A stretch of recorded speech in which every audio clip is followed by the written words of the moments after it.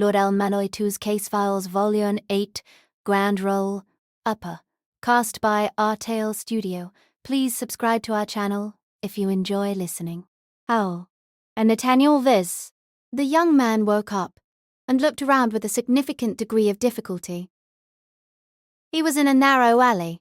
A strong odour drifted into his nostrils, like the smell of rotting garbage. His brain seemed like it had rusted, for, though he tried many times to stand up with the wall beside him for support, he kept falling back down to the ground. Even a senile mouse, half dead in a sewer, was probably stronger than he was now. Pained even breathing was incredibly hard. Every cell of his body had lost a large amount of ode. He concentrated all of his energy into controlling his magic circuits, like a drowning person fighting to survive. However, his magic circuits responded like a faucet that refused to let out more than a few drops of water, no matter how hard he tried to wrench it open. Even so, he desperately accumulated magical energy, trying to strengthen himself enough to stand up. It felt like a long time had passed. He could have easily dried up and died here, alone with his thoughts. However, he still circulated his magical energy with all of his might. That was the only thing he could do now. Had it been 10 minutes or an hour? He suddenly looked up. He felt the sensation of a cold drop of rain hitting his forehead. It was the light drizzle of London. Though he didn't see anyone with an umbrella, the rain, which fell down like silk, made him feel some sort of emotion that was strong, but difficult to describe.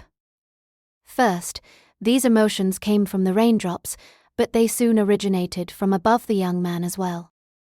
Why's there a sky?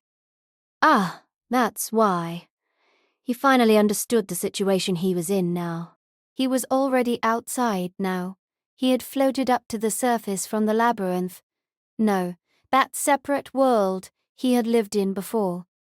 Rather than feeling joy or excitement, he felt terrified. What was more, he still couldn't move his body. He had probably used up everything he had in that final push to reach the surface. Both his ode and the equipment he had possessed were no longer there. He felt something warm and sticky around his stomach, which was probably blood. He didn't know how much blood he had lost, but he was certain that he would die if he didn't do anything about it. Even so, he needed to stand up. Even if he could only move one finger. He needed to get out of here. Otherwise, everything he did would have been for nothing. He wouldn't be saved. Even if he had to crawl, he needed to start moving. Just as he made up his mind, someone spoke. Are you trying to hide? A figure stood in a dark corner. Was it winter now? Observant, that person wore a dark green jacket over a suit that was the color of the ocean. Pale skin that resembled marble contrasted starkly with flaming red hair, making the man's appearance difficult to forget. Though he was so close to the man, he could not sense a trace of life from him. Spooked, the young man reflexively tossed out the sacrificial dagger from his belt. The small blade with moonlight stored inside it had been strengthened, and he was confident that it would be able to cut through iron like it was warm butter. He poured all of the magical energy that he had worked so hard to gather and stabbed upward with it. The other person calmly looked down at the blade in his hands. Unfortunately, that isn't quite enough to kill me. Oh! Shocked, the dagger stopped at the surface of the jacket. He knew that this was probably some kind of defensive magecraft. However, he could not figure out how it worked. But regardless of whether the other person solidified the air or changed the direction of the force, that man was a much more skilled mage than himself. I am the head of the Department of Modern Magecraft, Norwich, after all. This sentence sent a shiver down his spine. He knew that it was the only department out of the 12 main subjects that didn't have a lord. Because of its lack of history, nobody from a prominent branch family of the lords was willing to take control of it. If that was the case, whatever trick he pulled out of his sleeve, he wouldn't be able to do anything against his opponent as just a random New Age student. No, it wasn't just that.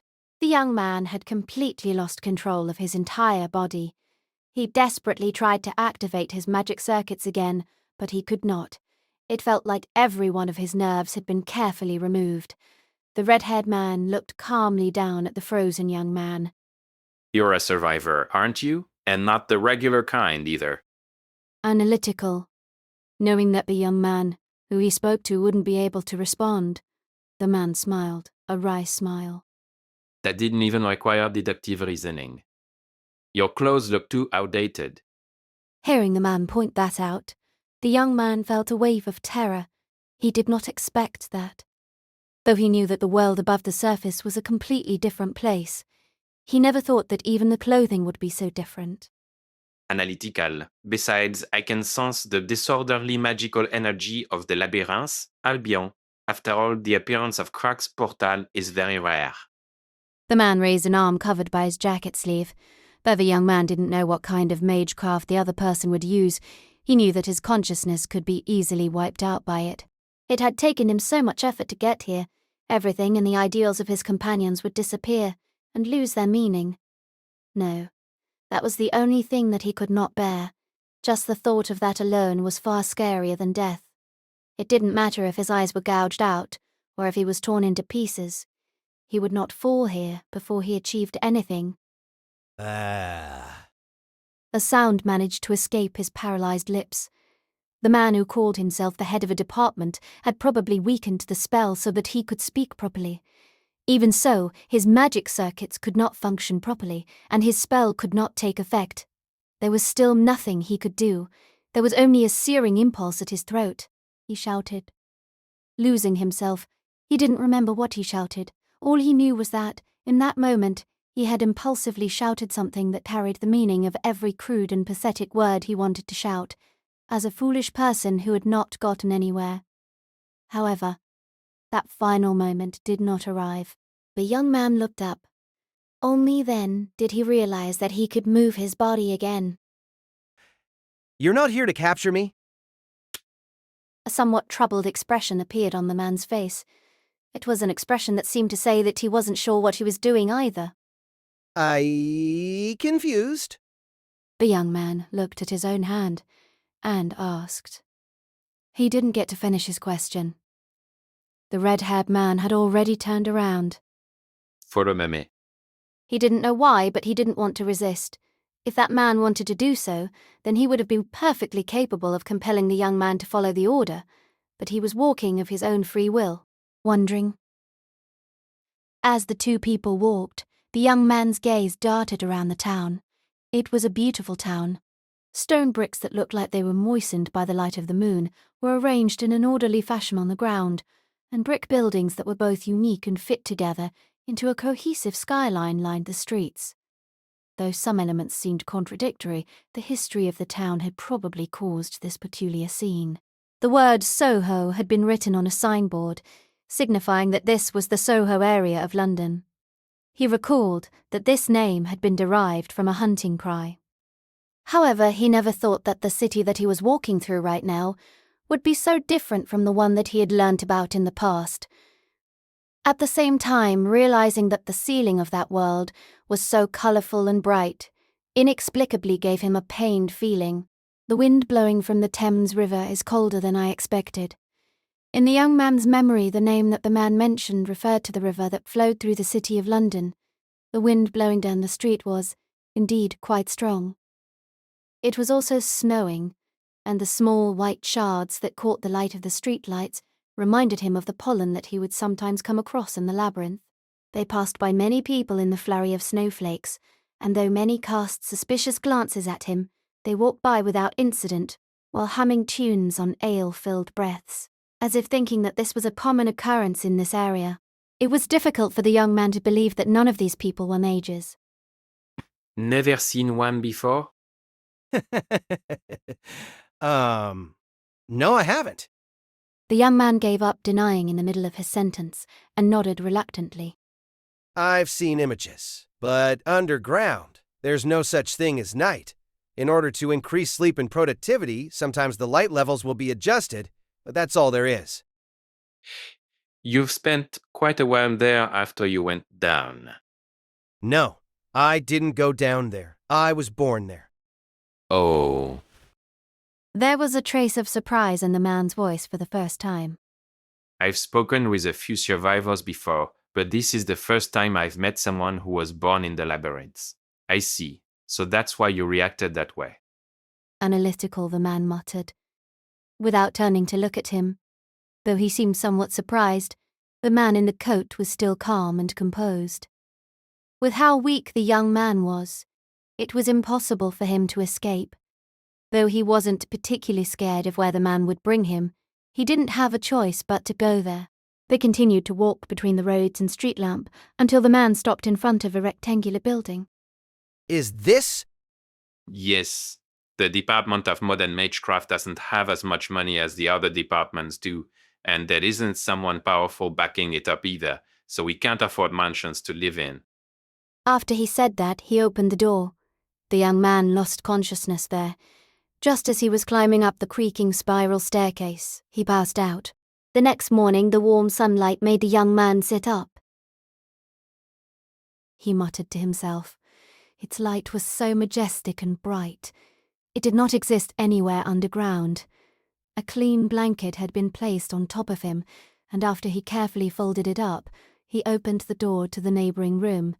The red-haired man was sitting next to a cylindrical table in the middle of the clean living room. Did you sleep well?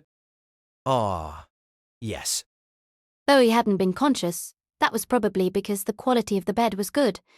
The television in front of the man was playing a news broadcast of recent events. There were places with wired televisions installed underground too, but he couldn't tell at a glance if the channels were the same. The man took out a pocket watch with his slender fingers and pressed down on the French press on the table. With the steady falling and rising of the plunger, the rich aroma of coffee filled the room. Perhaps it's more typical of a mage to serve guests with alcohol, but I don't like drinking it, and you're just in time for coffee. Do you want a cup as well? The same aroma also emanated from the cup that he was handed. He carefully accepted it and took a sip. The bitter drink enveloped his tongue and then immediately turned into a refreshing smell that tingled his throat. Though he had never been able to properly appreciate the taste of things, he could tell that the coffee was of a very high quality. It had the taste of something that had been frozen for a long time finally melting away. He clenched his teeth. He couldn't let down his guard yet. The surface world was even more dangerous than the labyrinth for him. He could not lose his composure here. He swallowed the coffee in his mouth, put the cup back on the table, and spoke after wiping his mouth with his hands. Oh, why are you being so nice to me? You know I escaped from the labyrinth using irregular means, so isn't capturing me the job of a mage of the clock tower? Wait.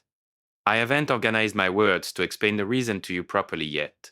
Even if I do explain, there's no guarantee that what I say won't be detrimental to you. Since that's the case, shouldn't it be better to just leave that question alone? Though it was a strange answer, it made it impossible for the young man to ask any further questions. It was true, though, that if the answer ended up getting him captured again, it would be more than a bit of trouble. Seeing him sink into silence, the man continued to speak. If you really wanted me to find a reason, I suppose 30% of it is because I think my former teacher would have done it. Your former teacher? Il se les transuante do persicis. Norwich, who is often called the daddy long legs of the clock tower. If he comes across anyone who looks promising, he will reach out to help them. By promising, I don't mean talented. Sometimes it can be based just on whoever he finds interesting.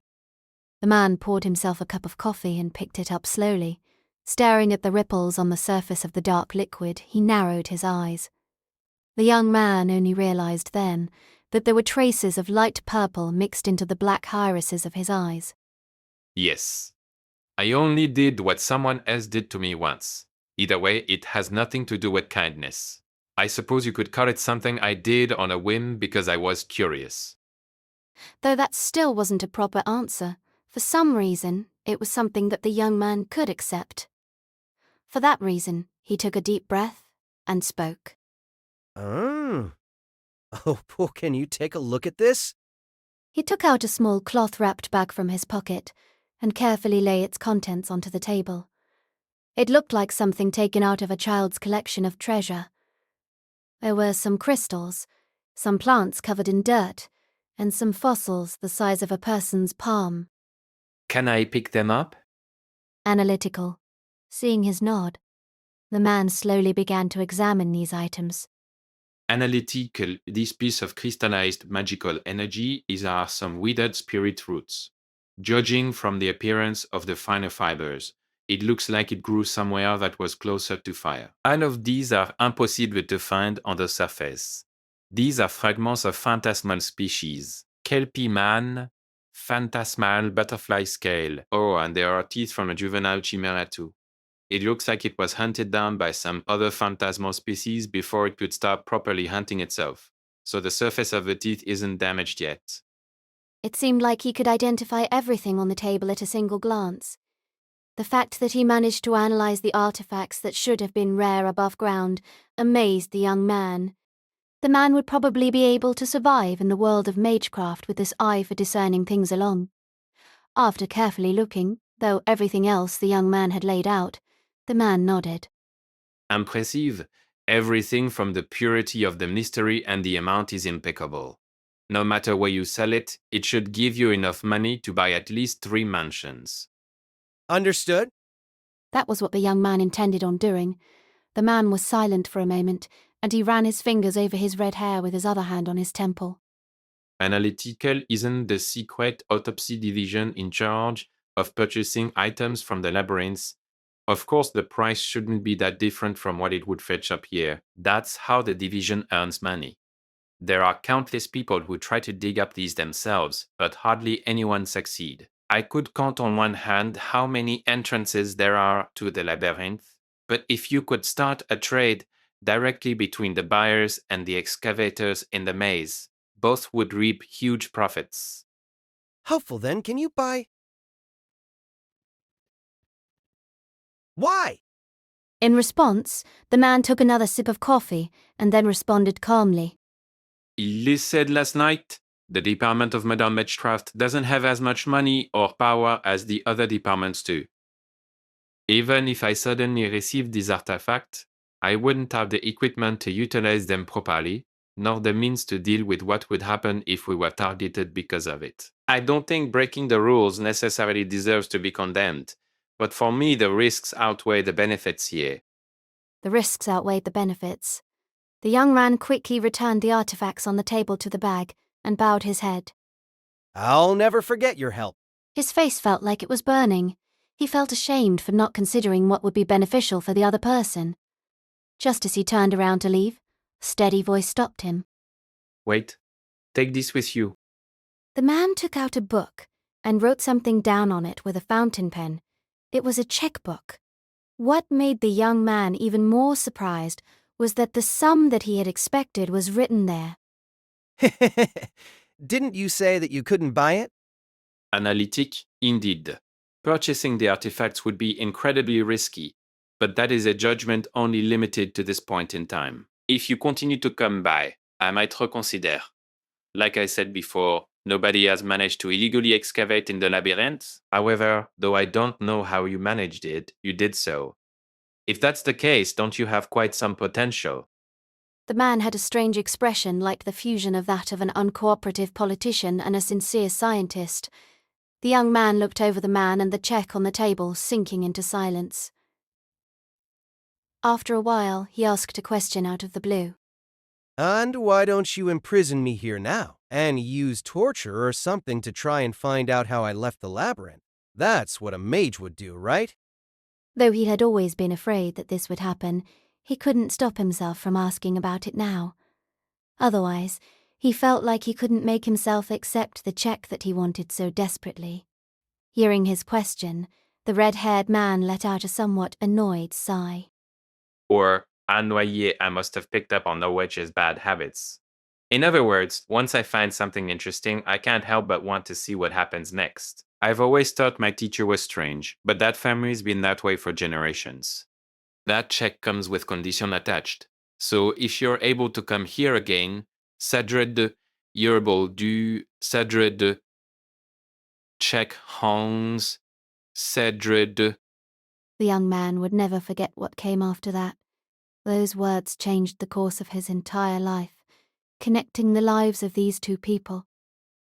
Let me take you in as my student. Shocked silence settled over the room. The young man's hand shook slightly. In order to not spill his drink, He held the cup with both of his hands and violently downed some coffee. He waited for the complex, bitter taste to reawaken his brain. He tried as hard as he could to suppress whatever emotions began to well up in his heart and analyze the request calmly. But he soon gave up. He didn't know what the proper etiquette was for this kind of situation. In order to appear as respectful as possible, he bowed his head. And respectful, can you tell me your name, sir? He had switched to honorific speech completely subconsciously. You can call me Doctor or Heartless, too. Whatever you prefer. And just like that, the man gave his name. At that moment, she woke up. It felt like I had dreamed for a long time. No, that was an inaccurate way to describe it. However, the feeling that remained in my body wasn't that different from the feeling of waking up in my past life. It was just that I would not have been able to see other people's dreams before. I sat up, reached out to take the bottle of wine on my bedside counter, and poured some into a glass. I had drunk a cup yesterday night already. It had tasted very sharp then, but overnight it had softened perfectly in the air. The gentle, fruity aroma combined with the tannin left a bittersweet taste on my tongue, like the impression I had of a beautiful dancer from a faraway land who I had met once, before fading into darkness. I recalled that it was red wine imported from Spain, but the knowledge of the modern world I had been gifted with did not, unfortunately, contain detailed knowledge of enology. Being summoned was a rare occurrence, so why couldn't this sort of information be given out as an added extra? It wasn't just the bottle of wine itself. The entire room was infused with the scent of matured grapes. Observant, it seemed that this hiding place had been converted from an underground wine cellar. Modern wine seemed to be more complex in flavor, and I could glimpse into a corner of the wonderful variety of wines just by staying in this room. I liked how it had evolved. Reverent the boons of our god seemed to still be thriving in this age, I thought. That god's name was Dionysus, the god of wine and abundance, beloved in certain regions in and around Greece, such as Macedonia. His name meant young Zeus. He had many secretive cults and was adored by the people in many lands. The queen that I had once served, Olympias, was one such follower. Reminiscing, I tinkered with the magical energy that derived from the god Dionysus, becoming a mage of the age of the gods, serving the great king Iskandar. Those were tales of my past life, or what could be called my youth. I had never thought that I would become the servant and return to this miserable world once more. Ah, I wish I stayed dead. If I had stayed dead, I wouldn't have had to be involved in this nonsense. I wouldn't have found out that my former comrades had started a war with the successors. There was no need to lament the incompetence of myself and my brother, since they had died before they could make a difference. Though I said that, I didn't detest the mage that summoned me. I just felt empty inside, realizing that the promise I made had been for nothing. Observant, I shifted my gaze toward the rest of the room. Old wooden barrels and stills were stacked in every corner. The red-haired man simply stood there, as if he hadn't heard what I just said to myself. Both the blue coat and the ageless face were just the same as I had seen in the dream. Master. Saying that word gave me a strange feeling. In the past, there were only 3 people I served. My brother, my king, and the person who had created me, Olympias. And now, I had not sworn my loyalty like before. My relationship with my master was simply a contract that involved magecraft, a mutually beneficial trade. It was only temporary. Analytical Dr. Heartless, the former head of the Department of Modern Magecraft. Looking at his back, I raised the bottle of wine and spoke. Do you want a glass, master? Like I said before, I don't like drinking alcohol. Displeased. You're not drinking simply because you don't want to? That's a strange reason to decline such a fine glass of wine. Amused, whatever. If he didn't want any, I could have all of it for myself. I lackadaisically poured more wine into the glass. These are the blessings of our illustrious gods, I thought. Somewhat drunkenly, I closed my eyes and let the aroma settle before I looked toward Heartless again. I still did not understand how this person lived, though I had thought that his peculiar personality was just how all the mages of this age were like. I had recently begun to realize that it might just be because he wasn't good at getting along with other people. He reminded me of that thin mage as well as Eumenes. I thought back to the lord I had fought on the rail zeppelin, Lord El-Melloi, though that unremarkable mage with a displeased expression and a cigar in his mouth interacted with all the people around him. He didn't seem to be happy about it. He was probably admired by his students too. What an infuriating person. That third-rate mage had not only dared to summon my king as a servant, he had arrogantly claimed to be his follower. He was a fool who had barged into the dream of the world's most glorious king. It's a bit bitter. Is it?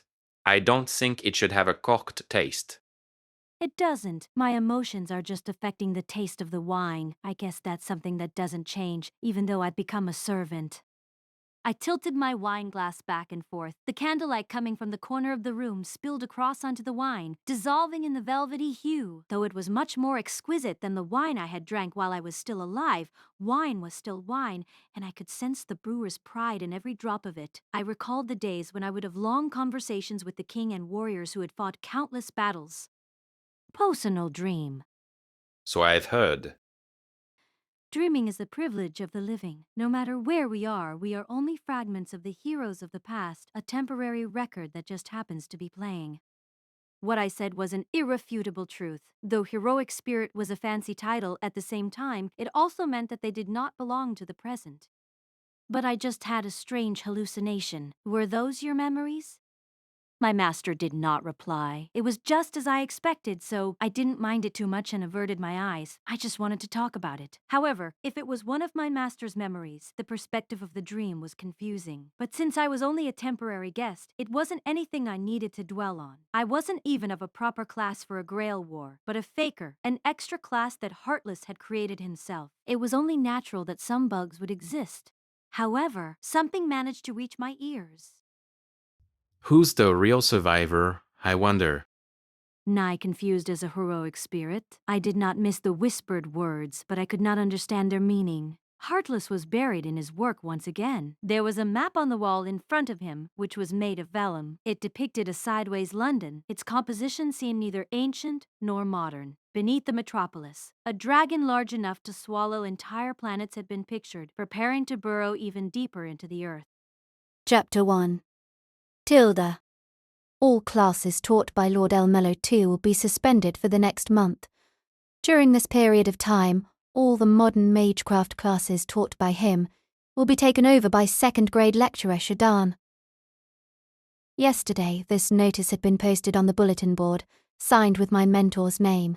Worried, of course, this news caused a great uproar among the students, and immediately after the notice was posted, a horde of students, including the informal students who usually took up 70% of the people, had barged into my mentor's office, but by this time he had already disappeared without a trace from Slur Street and the headquarters at the clock tower.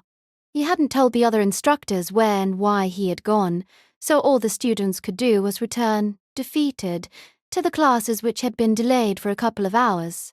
Anxious, today the dissent had not subsided, and though the classes went on as usual, the students still discussed amongst themselves. They seemed to settle on the conclusion of sending out teams all over the place to look for him. Since there wasn't usually this much commotion when he went on field investigations, they must have noticed that something was different. One day, in one of the buildings in the clock tower's headquarters, a horde of students came up to Mr. Chardin as he was leaving and began to talk to him. Worried he's not at Druid Street and the familiar we put there didn't see anyone relevant entering or leaving. Analytical. He isn't that good at concealment magecraft, so that means he can't be there. If Mr. Melvin or someone else helped him hide, though, sorry. My automatic notes haven't gathered anything either. Oh, would Sven-kun be able to find him? Flad and Spin haven't been coming to school since 2 days ago. They've run off somewhere, haven't they? What about Disciple Chan? People have seen her, but if you get close, she runs away immediately. That girl's too good at strengthening. If we really want to catch her, we need to prepare some leopard spirits and runes to make a trap. I'm getting some catalyst for spiritual evocation ready, but it'll take 3 days. Annoyed, she's a lot harder to deal with. If we're really gonna do that, I need to dig up all the artifacts I have stored in the shed. I mused they sounded like members of some kind of supernatural detective agency. If all the students of the El-Melloi classroom really put their mind to it, perhaps they would be able to solve a few dozen missing persons cases. They might even create new missing people like Dr. Frankenstein. A group of rowdy students walked through the dormitory corridor. Anxious after they left, I carefully re-emerged from the pillar I had been hiding behind. Because I had held my breath for too long, I could feel my lungs hurting, so I slowly prepared to breathe in. Great, Sean. My shoulders were trembling in shock. Holding my breath, I turned around to see a girl with twin pink ponytails staring down at me. It's me! Miss Yvette. Yvette El-Melloi, the self-proclaimed spy of the neutral faction, who called herself the mystic-eyed girl, and was outspoken about becoming my mentor's mistress. Hurry up! Come on! Yvette said, gesturing for me to follow her. Her eyes narrowed in happiness as she saw me tiptoe over. Oh, how nice of him! Although the messages sent through Disciple-chan, the only one he can trust is Yvette. Because you can't hide anything from Yvette's eye and Spin's nose, he said. The right thing to say would have been because you're trustworthy, or I can't get my mind off of your glamorous body, so let's have a one-night love adventure. Hurry up and express your true feelings, sir. A young woman walked in front of me, eyes sparkling with her delusions. We turned around the corner of the corridor, and after checking that no other students were nearby, she took a thick envelope. Here, the files I mentioned earlier. There was a large number of stapled documents in the envelope. My mentor had told me that these findings were essential, and that I needed to get them no matter what. They seemed to be information about some people in the clock tower, but I couldn't comprehend the details. Though I said that, they weren't classified information, so it was easy to get them as long as you asked the right person. I did what he said and found information about the Department of Modern Magecraft and the clock tower, up to about 100 years ago. Of course, since I'm a spy, I've already given a copy to the El-Melloi faction. She said, disclosing what she did as a spy without a moment of hesitation. Should I say that this was cunning or kind of her? Seeing me nod my head at a loss of what to say, Yvette tilted her head. What's our teacher doing now? He's staying for a couple of days each at the local hotels. He said that he wanted to keep his whereabouts hidden to others as well, not just the members of the El-Melloi classroom. I can understand the feeling of always being on your guard. The important people in the clock tower always worrying about something or the other. I don't know much everyone knows, but they can sense it even if you don't tell them about it. We are all mages, after all. Yvette said, closing her eyes. It was probably just like she said. I had been thinking of something similar just then as well. The reason why everyone in the El-Melloi classroom had made a fuss couldn't just be because my mentor had disappeared. Because they were all excellent mages, they had probably sensed the dark shadow looming over this city. My mentor had once said in a lecture that intuition was an indispensable talent for mages. After that, he had, as usual, taken a jab at himself by saying that he wasn't particularly skilled in this regard. So, why did he suddenly decide to do this? You should know something about it, right? Worried Yvette asked, looking at me interestedly as I stood there with an armful of documents. That's because I worried about how much I should reveal to this self-proclaimed spy, and thought back to how this incident had started at the same time. An incident enough to shake the entire clock tower. The memory was from a few days ago. We were on the roof of one of London's skyscrapers. I had heard that the country had recently taken steps to make skyscrapers more eco-friendly by turning their roofs into gardens and planting trees. Since this place was prone to changing with the times, artificial green spaces popped up left and right, at a rate that could be observed. This one, however, was different. I think it is called a tea room. Wondering in a certain sense to me, this place was stranger than magecraft. In the narrow room there were beautiful shelves, lined with vases that seemed to be made of thin strands of wood and bamboo. Though Rainer's mansion was filled with all sorts of furniture of no lesser quality, I was enraptured by the exotic air it gave off. I was especially shocked by the materials used to build the room itself. Had it been made of wood, dirt, and paper, everything from the walls to the pillars and the floor had been built with these plain materials. I couldn't help but feel how a history, unlike ours, had shaped this building, Suddenly, someone handed me a curved bowl of tea. Steam rose from the tea, sending a rich aroma into the air. Though the shape of the bowl looked almost distorted, it gave off a somewhat graceful feeling. Or perhaps you could say that it had been designed this way for this purpose. You two can sit more casually if you prefer. Though it might be easier for you to stand, I really would like you to enjoy this rare atmosphere. Oh, Anxious according to her, it had already been simplified a lot, but it was still close to the limit of what I could understand, because I wasn't smart. I didn't manage to properly savour the tea she had recommended to me, either.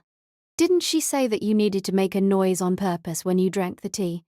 Just as I desperately tried to remember what I was supposed to do, the person beside me spoke.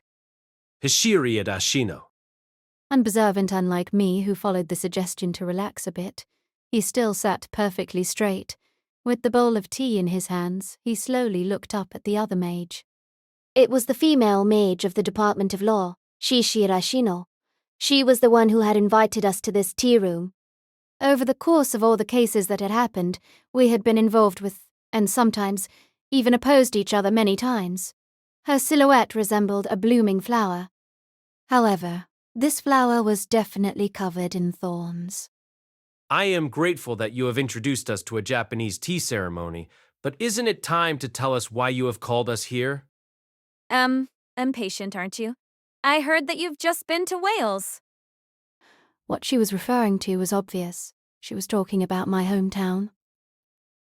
In that village, my mentor had met the director of the Atlas Institute, Sepia El-Melloi, and had uncovered the events surrounding King Arthur and I. Though the answer had revealed my stupidity, knowing that the village had showed me kindness as well, made me feel as if a heavy weight had been removed from my chest. It wasn't something that would concern the Department of Law. You must be joking. It's quite troubling to hear you say that after meeting the director of the Atlas Institute, as well as an executor of the Holy Church. Recently, I've heard some say that the Department of Modern Magecraft is overstepping its authority. Is that all? Though it sounded like a provocation, no emotions like that really passed through the two of them. To them, it was just a confirmation of an assumption that had been made. Was this what conversations between the Department of Law, which guarded the order of the clock tower, and the lords that represented the clock tower itself were like? With a loud sipping noise, my mentor finished his tea. I had heard that making this noise was part of proper etiquette. Though I found it surprising, I still carefully did as I was told. Hishiri looked at us and continued. On top of that, the reason I have invited you here is of course to talk about my brother, Dr. Heartless. I shocked it took a lot of effort for me to stop my shoulders from trembling. That name held many meanings for me. I've heard that my brother was involved in that case. Yes. My mentor nodded. I recalled that Hishiri called Heartless her brother because they were both the adoptive children of Norwich. My mentor had said that he was the person who funded the Department of Modern Magecraft, like the daddy longlegs of the clock tower. From that perspective, he must also be someone with a deep connection to my mentor. It was a fate that was difficult to evade. The thought that everything had been decided long ago appeared in my mind. Either way, my mentor narrowed his eyes at what Hishiri had to say. There were indeed traces of Heartless in Wales. It seemed that that was a place well suited to his experiments. Would you mind if I didn't go into the details? If you could, I'd rather you tell me about the supposed details. As she said this, Hishiri gently took out an envelope from her kimono. This is? Something that you can use as a reference when you decide to do something from your position as a lord. My mentor picked up the envelope. Suspicious, I get the feeling that the purpose of this is to make me act in a way that would benefit you, lady. Amused the feeling is mutual. My brother used the 5th Holy Grail War to summon a servant. If my mentor did not respond, that was what had happened on the rail Zeppelin. Hishiri had been on that train when Heartless summoned that servant too. That is to say, the fake heroic spirit, Faker. An extra class, made for the purpose of summoning the shadow warrior of a hero who carved his name into history. Though her name had not been revealed, she had accompanied the hero, and may leave a greater mark on the world than the hero himself. Normally, even the most talented mages would not be able to summon this kind of heroic spirit. However, Heartless seemed to have used the spell of the imminent Fifth Holy Grail War, connected the ley lines of Japan to those of London, and manipulated a subcategory Holy Grail as well as the magical energy of dead apostles.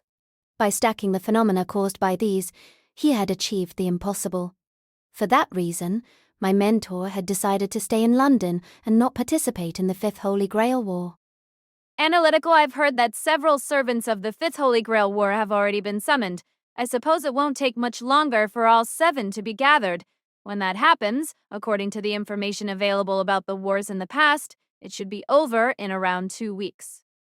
Wars in the past probably included the Holy Grail War my mentor had taken part in. It seemed that the Department of Law even had precise information about rituals in the Far East. Analytical.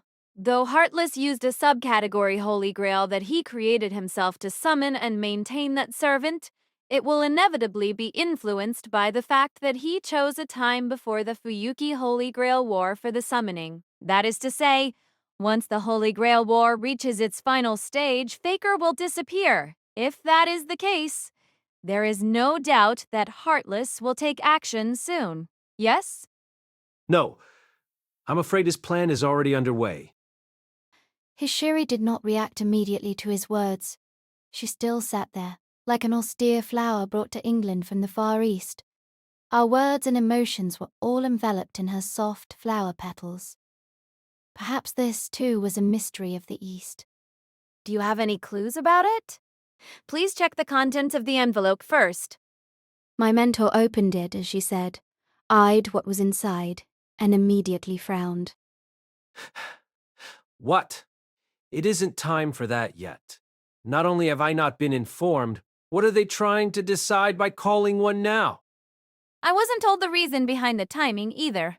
Of course, the higher-ups must have their own considerations.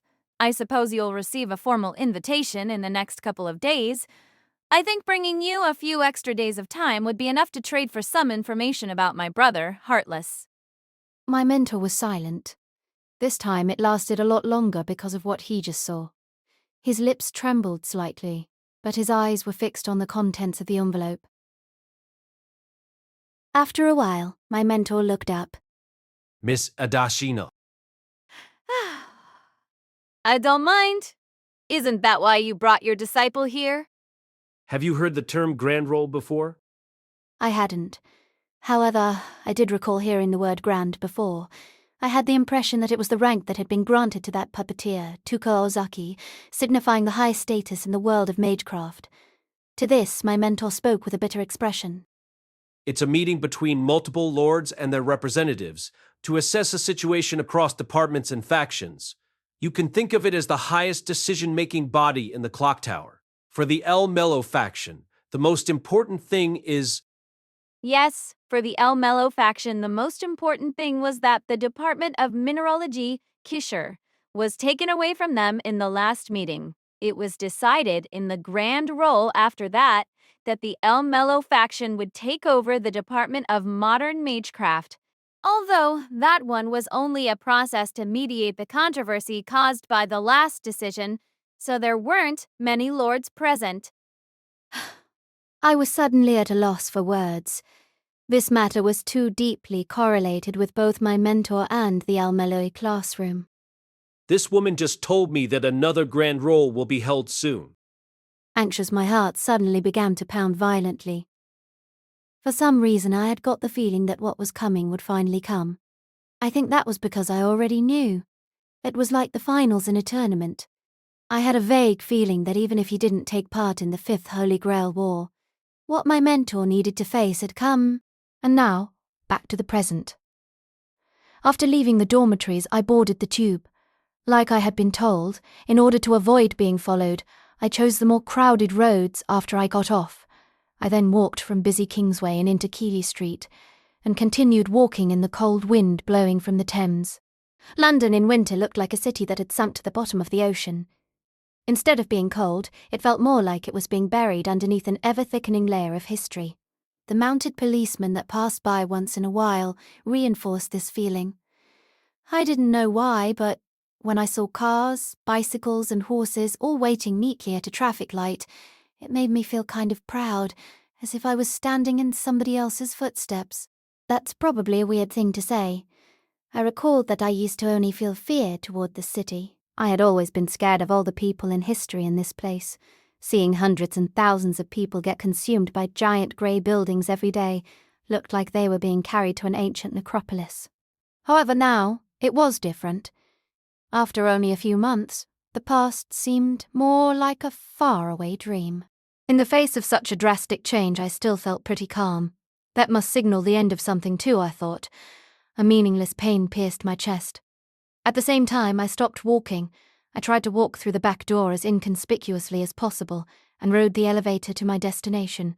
It was the hotel room I had told Yvette about. The room was quite spacious, but if word got out to other people in the clock tower that a lord was staying in a room this plain, their jaws would be dropping all over the floor. There was a cheap-looking sofa and a bed in the room, as well as a table and an old television set with a Bible put on top of it. However, two blonde teenagers that didn't look like they belonged there sat on the corner couch that had been repaired with tape. Welcome back, Gray. Don't you dare approach Grey Tan like that. Flat cheerfully stuck out his head from behind the sofa, whilst Fine held him down with an elbow, panting. Ah yes, the twin juggernauts of the El-Melloi classroom. I'm just expressing my care for another member of the El-Melloi classroom like I do all the time. It would be mean to exclude Gray from that. Teasing, look! You've made Gray all upset. Panicked, and no, I didn't mean to. I couldn't help but laugh, because it was impossible not to, seeing Svein flail his arms around while looking between me and Flat. It's all right, I understand. Even though Svein-kun might be distancing himself from me, he doesn't want to exclude me. The teenager was interrupted by a clap. All right, that's enough messing around. We've been switching places constantly in the past couple of days, so there's no way to settle down properly at all. Especially you, Sven. Are you the sort of person who can't fall asleep on the wrong bed? Isn't that something dogs tend to do? Don't compare me to a dog. My apologies. I just can't help but poke fun at people. Admitting to that readily was very much in her style. Rains sat on one of the better-maintained chairs and looked up from the book she was flipping through. The Mercury maid, Trimel, stood beside her as usual, preparing some black tea. There were some desserts on the table, and the aroma of tea combined with that of butter and sugar, transforming the area around her into a wonderful space. Perhaps this was some sort of bounded field, too. Gray, did Yvette give you the information?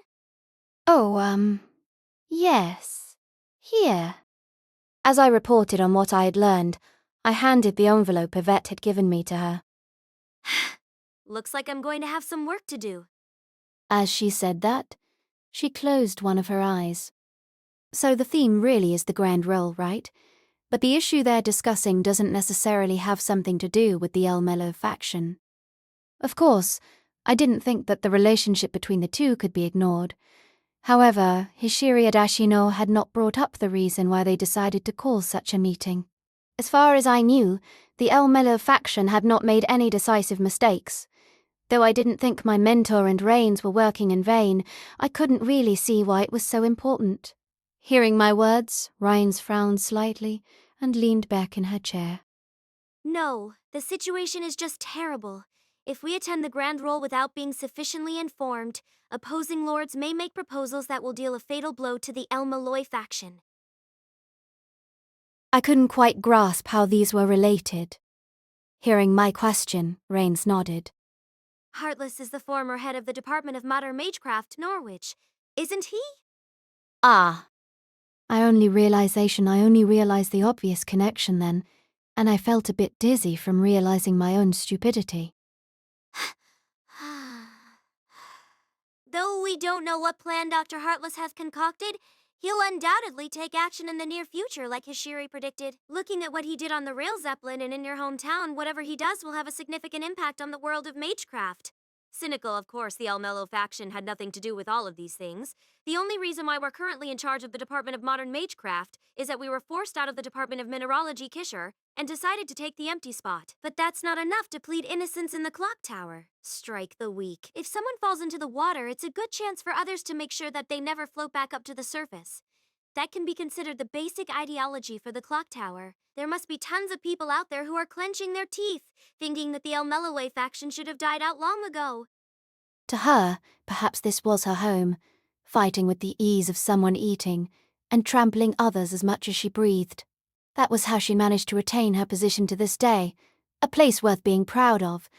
However, to me it looked somewhat lonely. I felt like I saw her sitting alone, atop a throne of ice. Polite? Would you like another cup of tea? Yes, please. The young woman took a sip of freshly poured tea, shrugged, and spoke. That's pretty much why we need to get as much information as possible. It's impossible that all 12 lords will be there, but I want to know as much as I can about what motivates the lords that are most likely to attend. Though it's only natural that these things can change. If we miss the big news that a grand roll was being held, it wouldn't be strange if something else slipped our attention. Rhaenys nodded, muttering as if she was reprimanding herself for letting her guard down. Did Yvette say anything about the grand roll? I don't think she was told about it, because she blinked and asked me if telling her about it was really okay. Then she said that if she didn't even know, the Meloaster faction either didn't know either, or decided to give up their votes. Impressed, is that so? Though she should only be one of the least important spies, and there's no way of telling exactly how much she really knows about the inner goings-on of the Meloistia faction. She thinks the same way I do. This report is very well written. With a thump, Rains hit the paper with the back of her hand. It was rare to see her praise someone like that. I suppose Yvette's insightfulness and the information she had compiled must be just as valuable. What is the information about? Like before, it isn't classified information, but it's something that only belongs to the Meluistias. Ah, that's the faction that Miss Yvette is spying for, right? Analytical, exactly. Even if it's this basically talks about who Dr. Heartless is from the perspective of the Melustia faction. Combining this with the information the Department of Modern Magecraft has gives you a different picture. Rhaenys quickly scanned through the information, taking out a few photos. Sven? Yes. Compare this to the information from earlier. I can get an idea from this, but it's easier if you can confirm it. Got it. Svein took the files unexpectedly obediently. I looked toward them and began to ask a question. Speaking of which, where's... Before I could finish my sentence, a door was opened. It seemed he had been taking a shower in the other room. He was wearing a bathrobe, and his long, wet hair had been covered with a towel. There were still droplets of water dripping from his pale neck, but the thing that stood out the most to me was how he seemed to look even thinner. Weary, oh, you're back, Grey. Huh. He slowly sat down on another chair, as if he was liable to collapse then and there. The expression on his face was more sullen than usual. Worried, Pained in terms of how well I'm doing physically. I couldn't be worse. Worried his face was pale, and he clutched his stomach with his right hand. Though he had probably already taken magecraft medicine, it wasn't enough to completely suppress the pain. He sloppily dried his hair with a towel, reached out to take a cigar from the desk, carefully lit it, and inhaled. After taking a puff of smoke with a pained expression, my mentor spoke. Weary, I've just discussed it with Rains as well. 2 letters arrived early this morning. I change hotels every day to avoid people tracking us, but of course they still manage to get... As he said this, my mentor took out 2 envelopes from the desk drawer. Both of them looked incredibly elaborate, and different patterns had been pressed on each of the wax seals. My mentor first looked toward the envelope on the right. One of them was sent through Melvin from the Democratic Lord Valualaleta. Of course I remembered this name, Inorai Valualeta Etraholm, an old woman who was bold and forthright. She was the first lord other than my mentor I had met, Back at the Twin Towers of Il-Sema, she managed the Department of Creation, El-Melloi, and though she appeared to be kind and accepted technology, she was one of the most accomplished mages I knew of. She represented the pinnacle of a mage's ability, as someone capable of being the teacher of Tuko Ozaki. The other one was from the Lord of the Department of Spiritual Evocation, the aristocratic Lord Oliphus. The Department of Spiritual Evocation. That was a department I was not familiar with at all. According to what my mentor had said in a class, that department dealt with utilizing spirits, or sometimes only a small part of them. In a certain sense, it had something to do with my hometown, so I felt the fear that was associated with it too. Even though the El-Melloi also belonged to the aristocratic faction, it didn't mean that the people who invited us only had kind intentions. The look on my mentor's face was a clear indication of this. Fortunately, there isn't a conflict in the times the two parties offered to meet. This means we've avoided being interrogated on our standing by both of the factions. But if they really did interrogate us, I'm sure I'll get to see an interesting expression from you, brother dear. Annoyed lady. Do you understand that we're in the same boat here? Of course I do.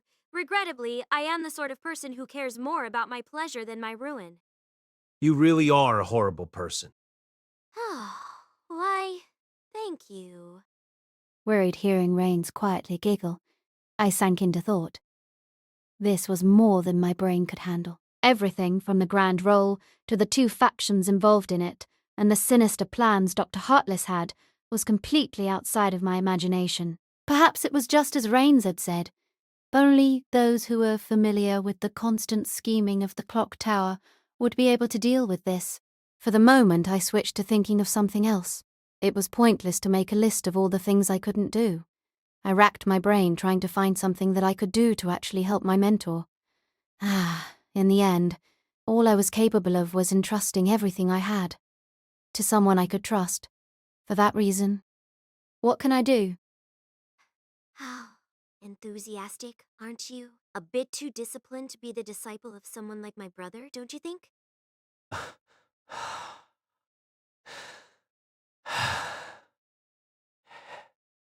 I think so as well.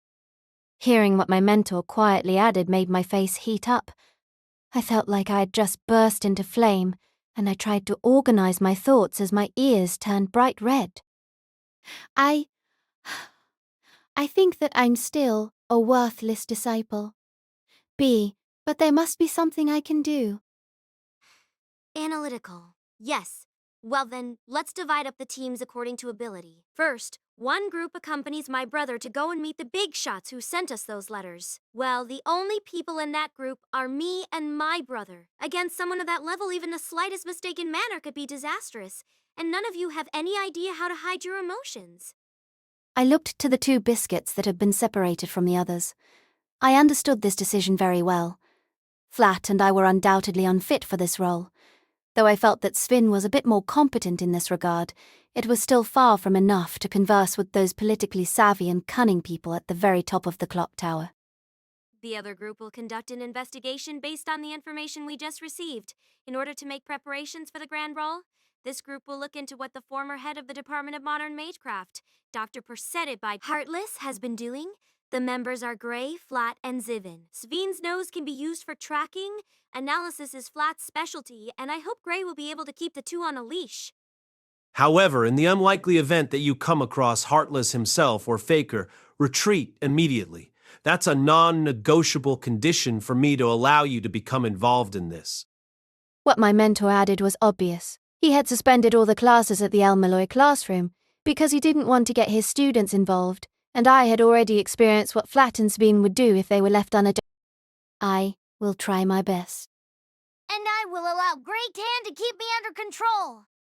He mused, besides Sven, who seemed oddly excited. Flat clapped his hands together. Teasing!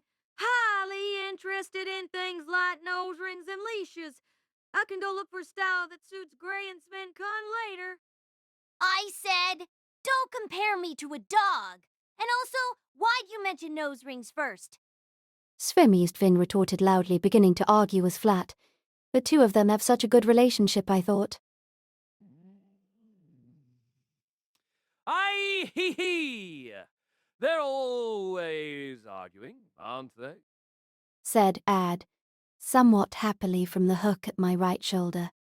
Yes, I envy them a little. No, I envy them quite a lot. Hey, you've become honest!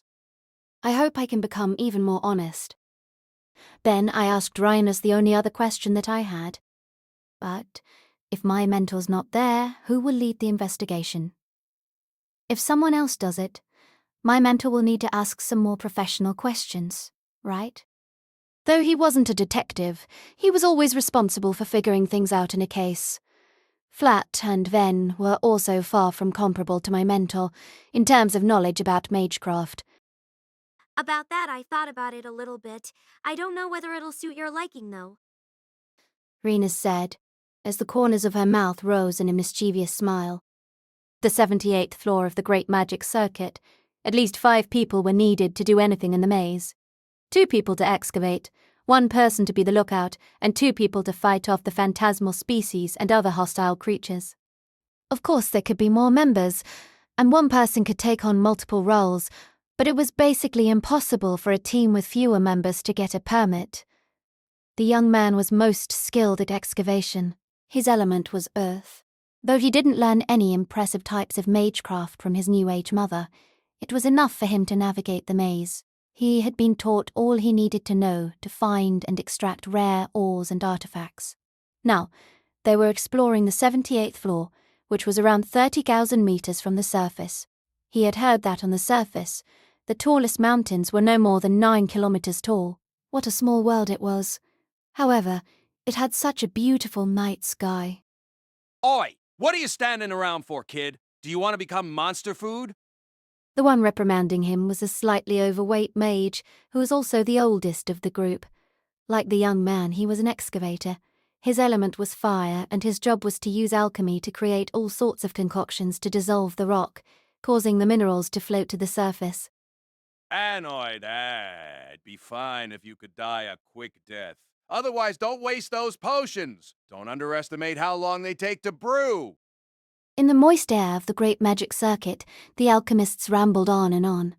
Though it was called a magic circuit, there weren't actually many traces of the dead dragon here, and it wasn't that different from a regular cave.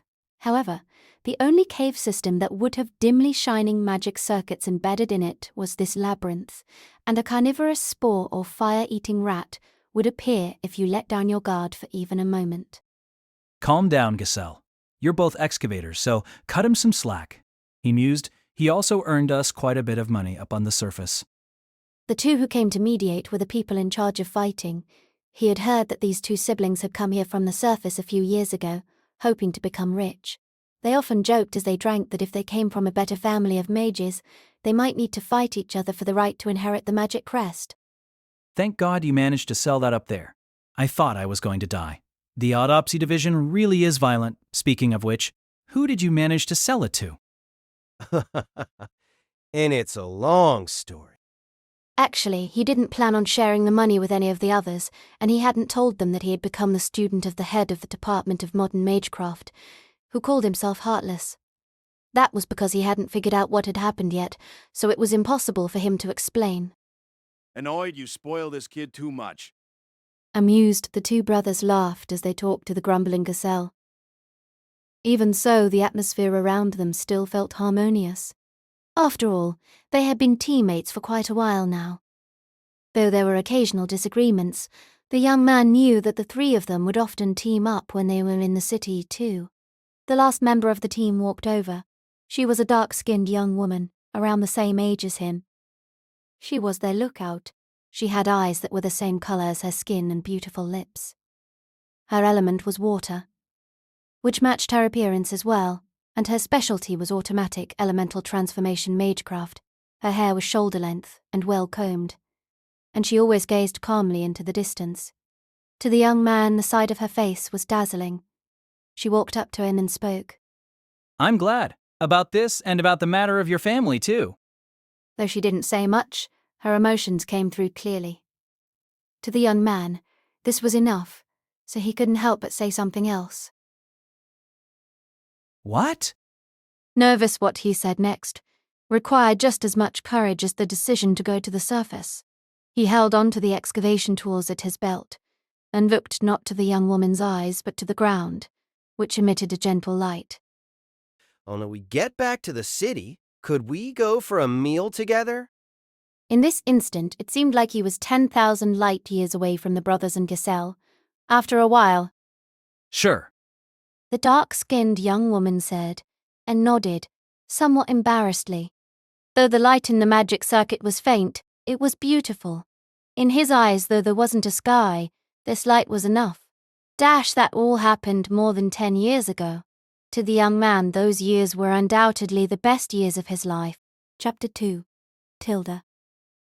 To me, the term Grand Role meant something different. That was because the fate of Reign's El-Melloi Sorte had been decided there. In that meeting, it had been made clear exactly how devastating the death of Canis El-Melloi was. On that day, the El-Melloi faction was dragged out of the Department of Mineralogy Kaikashur, which they had managed for ages, and a majority vote was used to determine that a placeholder needed to be found. Then, before the next Grand Role after that one, I was forcibly installed as the new Lord-elect, and ended up as the target of so many assassination attempts that I didn't want to think about again. The only reason why I managed to survive was because of what my steward taught me and the hard work I put into it. But in the end, what determines death or life is luck. That was why I started to have my eye on my brother.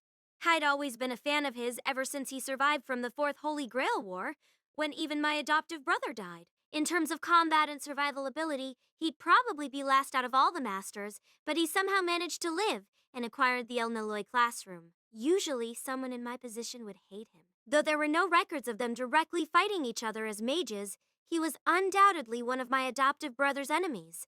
Besides that, there were even reports of how he stole my adoptive brother's artifact. Though I hadn't met my adoptive brother that many times and didn't have any particular attachments to him, according to my usual style, I should have used this as an excuse to drain everything I could from him. As to why I didn't do that, I may have been a bit fascinated by him. The fact that a student who was average even amongst other New Age students managed to survive when a lord died required some serious luck. If I could get in on some of this luck, perhaps I would be able to survive a bit longer. With a thought like that, which felt like some sort of bad magecraft, I dragged him over and tied him to this title. You've attended a Grand Role before, right? Annoyed there were only 4 lords present. If you counted the representatives, then the minimum number of people required. Lords are always incredibly reserved. Though, I'm doubtless the only lord who are meeting in the clock tower wouldn't be worth boasting about. Teasing isn't that cancelled out by how everyone is closer to you. Otherwise, you wouldn't have any dignity or prestige at all. Seeing my brother look displeasedly back at me, I felt a sense of fulfillment.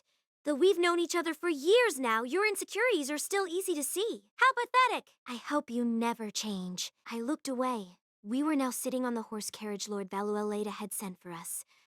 Analytical the Trambellios had also prepared a horse carriage, but that didn't mean they didn't have fancy cars. Even this would send a message about what the relationships between the two parties are. This time, the extraordinarily polite attitude of the coachman told us that we respect you, so can you betray the aristocratic faction and join us? One of these days, I'll snap back at them for using this kind of communication by telling them that it was quite aristocratic of them. And then, I would ask them how the heck they managed to make the ride not make my butt jolt around. Either way, we still don't have enough information. Since they're the ones going all this way to invite us, we can use this as a pretext to gather some. The rest will depend on what the investigation team can find. I nodded and asked him something else. Well then, how's our investigation team doing? I was getting a bit excited, but don't blame me for that, brother dear. To tell you the truth, I didn't think that I would like that idea so much, but the mere thought of it was enough to bring a smile to my face. Seeing Gray's eyes light up when she saw it made me have the uncharacteristic thought that perhaps this was all the good deeds I needed to do in my entire life. My brother's frown grew even deeper, and he sighed. There are no problems for the time being, but since Vlad and Sveen are there, we can't be too careful. And what about Gray? Painchy's on the bus with me right now. We're going over the information we have about Heartless. Observant Tremel, who sat in the same carriage, looked at us with the same expressionless face as usual. London's bus has had a long history, so I'm told. Even someone like me who hasn't lived in London for very long should be familiar with those squat red double-decker buses from movies and TV shows. Though the city used to use horse carriages for transport, buses and underground trains had taken over after they were introduced in the 20th century. I found it incredibly surprising when I heard that Bender buses had only been introduced very recently when I first arrived in London with my mentor. The way the two coaches had been linked together seemed like it would only create more problems, but I guess that just showed how much the City of London loved buses. And now, we were sitting on one of those famous double-deckers. Outside the window, the streets flew past us along with the steady sounds of engines. There were museums, art galleries and bicycles lining the streets, and they combined together to form this city. They made me gradually forget what I was even here for. Analytical, of course. The reason why we chose to ride the bus was to avoid being tailed. We didn't use the car given to my mentor for formal business, or the car given to him for personal use. We even walked to the bus station separately. Sven explained that those fanatical students would take note of the tiniest details, not only remembering the type of car and the license plate, but also what impressions the tires would leave on the roads. This made my mentor's car incredibly easy to track using magecraft. Getting back on topic, one phrase appeared as we discussed our investigation on the second floor of the bus. Heartless students. Yes. My mentor's voice confirmed. I sat at the very back of the bus, while Flat and Svein sat in the row in front of me. Though we spoke as quietly as possible, we had strengthened our hearing, which meant that we could talk normally. Of course, in order to prevent the other passengers from hearing, Flat put a spell in place so that they would perceive any dangerous discussions of magecraft as harmless talk about school life. I got the feeling that he would use this type of magecraft in class as well, but I didn't ask more about it. He was the head of the Department of Modern Magecraft once, after all. Countless people have probably been taught by him, but not many of them could be called his students. That made sense. If you count the informal students, there were many mages that had received his guidance. However, there were only so many students that actually understood him. If you limited those to only the formal students of the El-Melloi classroom, there would be even fewer. This applied to Heartless even more, considering that the Department of Modern Magecraft didn't have many people back then. Analytical though the records from the Department of Modern Magecraft have been carefully removed, the Melloi still have some information, although it's difficult to tell without something to compare it to. Combined with the extra information revealed to me by Hishiri, I've already grasped the whereabouts of 5 students. I hope you can go look for them in those locations. Flat, try to stay back. Sven, I'll let you handle most of the communication. I can help when you need me to, so try and find as much about Heartless as you can. But then again, even though I'm asking you to investigate, Heartless's actions may have nothing to do with the grand role. Though my mentor said that, he didn't sound like he believed that was the case. Even though the grand role was a sudden event, that didn't mean it was completely unrelated to the cases that had happened up until now. That was too unlikely. But even if they really were unrelated, my mentor still had to face both. Understood. But sir, it's not a good idea for you to meet people like this, right? My mentor was briefly at a loss for words. At the same time, Flat turned around and covered his mouth with his hands when he saw my mentor again. Don't laugh at him, Flat! That's too disrespectful! But still, Professor doesn't fit the nickname of Big Ben London Star like this. Should I call him Little Ben London Star now? Or maybe Metal Ben London Star? Amused. Though the seats of the bus came in pairs, there was nobody sitting next to me. My mentor's voice came from beneath my feet. The key was his size. Lady, I'm glad you're not laughing at me, but why do you have to have such a troubled expression? And why is your nose twitching? Flustered and nothing, I just didn't think you'd become so cute. Hi, here. Now you're the same as me. Ad's comment fit the situation well. It took all of my strength to stop myself from laughing, because now my mentor was small enough to fit in someone's palm. Everything from his long hair to his clothing now shone with a metallic shine, and had been sunk to 1/10 of its original size. Apparently this was something akin to a mentor familiar, created by adjusting part of trim mail. Some passengers heard our laughter and turned to look at us, and we apologized. Though Flat's magecraft hid my mentor and the important parts of our conversation, it seemed that it wasn't enough to hide our laughter too. Annoyed if the situation demands it, there's no way out. If there is more to do at the meeting, I might not be able to respond to what's happening here. For the moment, I can sense my surroundings because volume and hydrogerm was designed to calculate feedback. Though it's not like I don't have familiars, I can't hope to reach the same level of preciseness, and my magic circuits aren't good enough to calculate action corrections. I'm not happy that I have to rely on reins, but since this is the most effective way, it would be stupid not to use it. That was very much in my mentor's style. Either way, lady, if the time comes for me to speak as Lord El-Melloi too, say that you're acting as my familiar now. I'll speak from your pocket. Are you all right with that? Yes, of course. Thank you. The miniature version of my mentor gave a gentlemanly bow. Right now, you're going to meet Giselle Tolman. He is very famous for his potions and his element is fire, though he hasn't been in contact with the clock tower for a while. Other people seem to hold him in high regard. The report didn't say that he is a belligerent person, but if we do end up having to fight... Chapter 3. Cast by Our Tale Studio. Please subscribe to our channel if you enjoy listening. We confirmed a few other things besides that, and the bus arrived at our destination. It was a very quiet place, close to a residential area and a park. Only a few pedestrians could be spotted walking by. Of course, compared to my hometown, this was still evidently a city. Even though we were in London, a 20-minute bus ride from the city was enough to bring us to a place like this. Who living here would think that they lived next door to a mage? Given the Londoners' liking of ghosts, perhaps that might make this place even more desirable. The workshop's not far from here, to the west. As we walked, the smell of fish and chips wafted from a small stall in the park.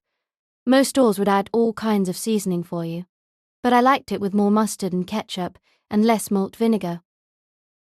Once you take a bite, the crispy exterior and the seasonings blossom in your mouth, and the texture it forms with the tender cod creates a taste that you will never get sick of. However many times you eat it, that was a scent that I had only found out about after I came to the city. My mentor was the one who showed me this wonderful taste. Just as I thought of this, the teenager beside me stopped in his tracks. Svinkun? There are some smells mixed together. Clearly he wasn't talking about the smell of fish and chips. Analytical, it's the smell of magecraft. Like a murky blue and purple, it should come from some potions used in alchemy and there's some red mixed into it. Sveen frowned, and my mentor gave some new instructions from my pocket. Flat, keep a lookout. Brew! Anu! Advance! Game select! Observant hearing my mentor's instructions, Flat drew a circle in the air with his finger and made a sheet of aluminum foil fly into the air.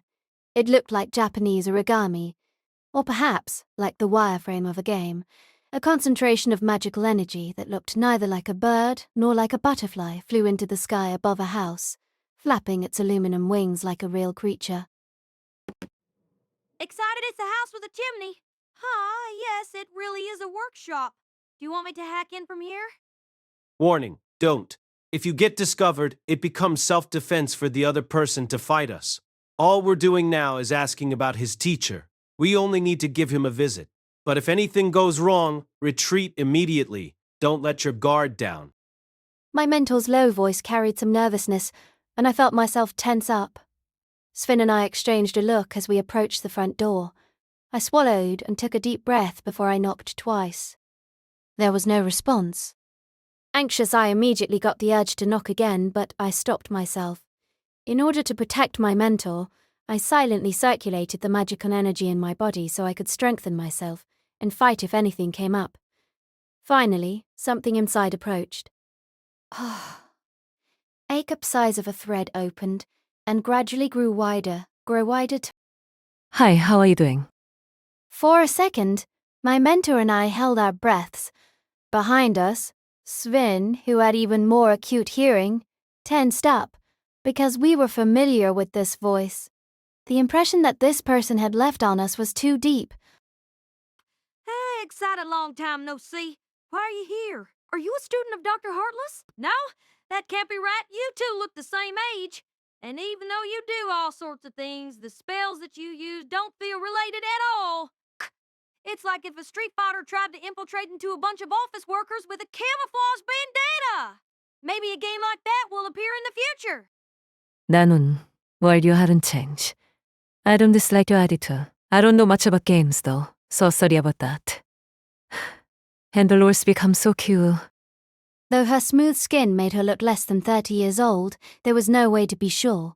The colour red, which was somewhat similar to the colour of her hair, suited her well.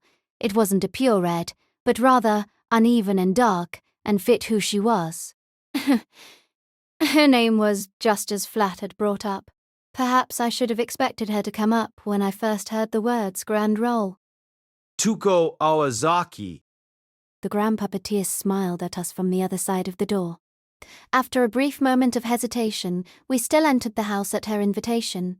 Just like Sven's nose had determined, there were large amounts of medicines and potions on the shelves that lined the walls.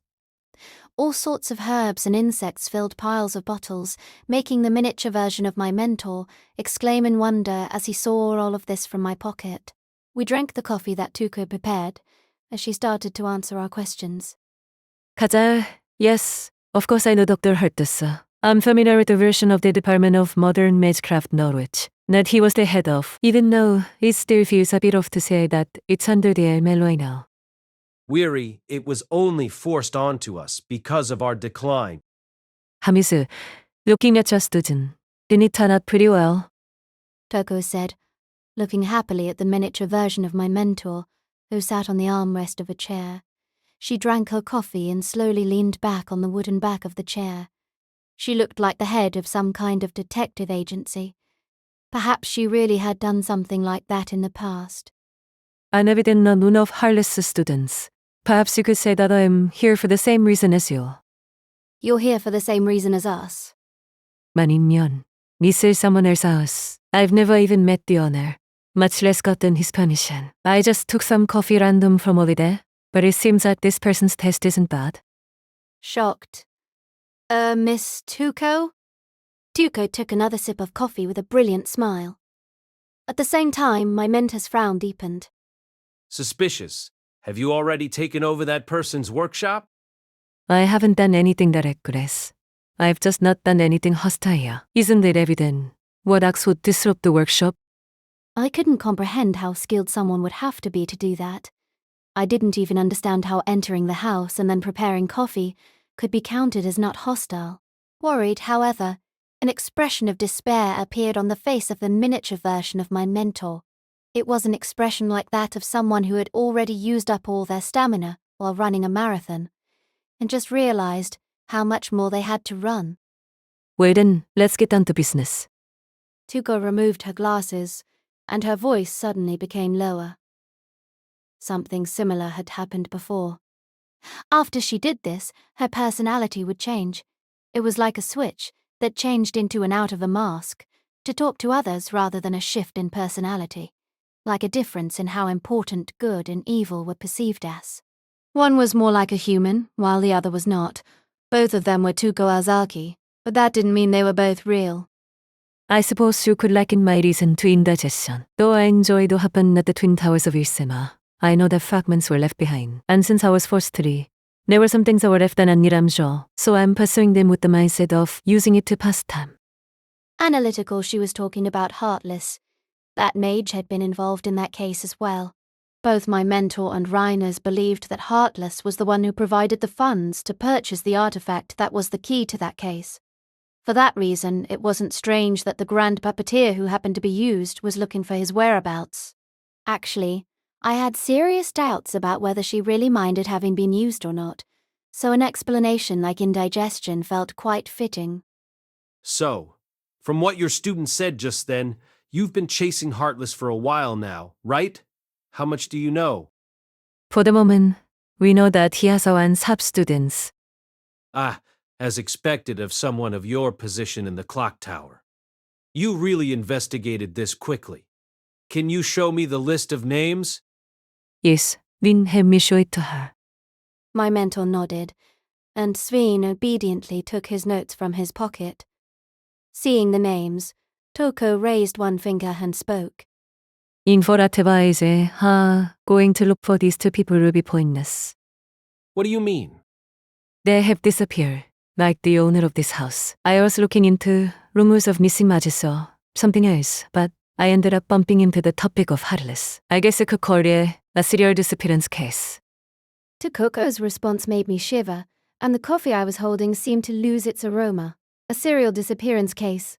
I felt like I was suddenly sucked from the strange world of mages and into a detective novel.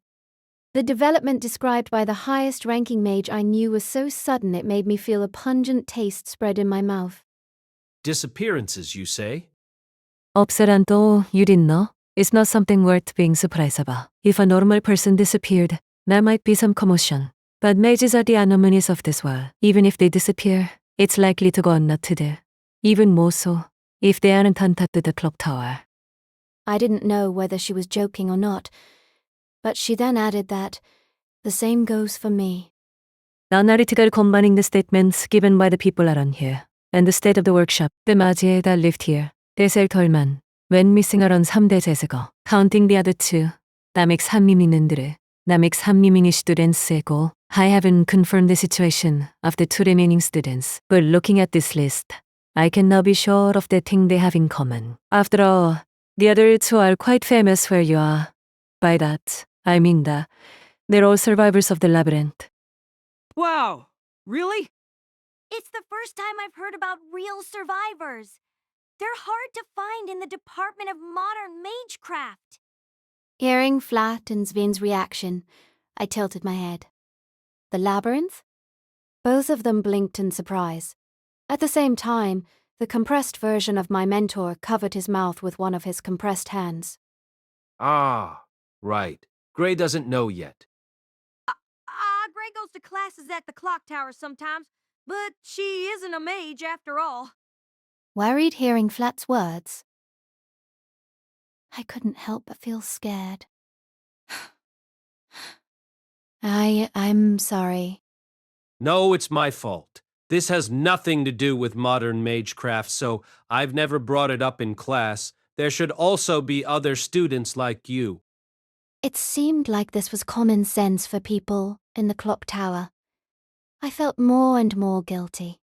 Of course, my mentor didn't show any disappointment toward me, and continued in a steady voice. Come polite, Miss Aozaki. I need to spend some time to explain to my disciple. Do you mind? Well, miss, of course not. I've always wanted to attend a class taught by the Lord of the Department of Modern Magecraft. I never thought you'd meet that grand puppeteer. Even I couldn't help but smile, Riley. That woman was just too difficult to deal with. The logic behind her actions was just too different from mine. I could have been fine with a mage that single-mindedly pursued the route, but I couldn't understand her desires at all. To be honest, I felt glad that I wasn't in that other group. You're talking about the labyrinth now? I guess there is a need for that.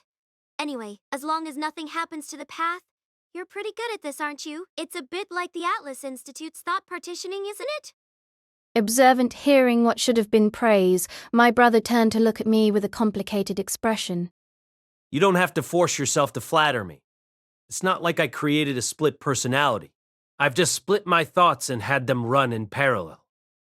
It's completely different from the thought partitioning of the Atlas Institute. Also, even if I make an error in my actions or thoughts, the Volumen Hydrarchy realm carefully crafted by Kanith will help compensate for it. Even a normal person would be able to do this with a bit of practice. Yes, he was right. If it was the director of the Atlas Institute who we had met in Gray's hometown, Zepia Eltina Matlasia, oh, just the mention of that name is enough to send shivers down my spine. He could probably easily split his thoughts into 7 parts. That was why he was able to say things that made him sound like he had precognition. Mischievous this time, it was my brother who suggested helping him try and create it. Though, if someone asked me if I did this because creating 2 copies of my brother created double the teasing value, I would be at a loss of what to answer, wouldn't I? At that moment, I felt some slight inertia. The carriage had stopped. Observant from the circular window, I could see the mansion that was our destination. It was one of the secondary villas of the Valualitas. At the entrance, the servants had lined up to greet us. Hey, commanding, all right. Time for us to attend a meeting in preparation for the grand roll. I raised one of my hands. That was so my brother could escort me, of course. My mentor reluctantly took my hand, and we got off the carriage.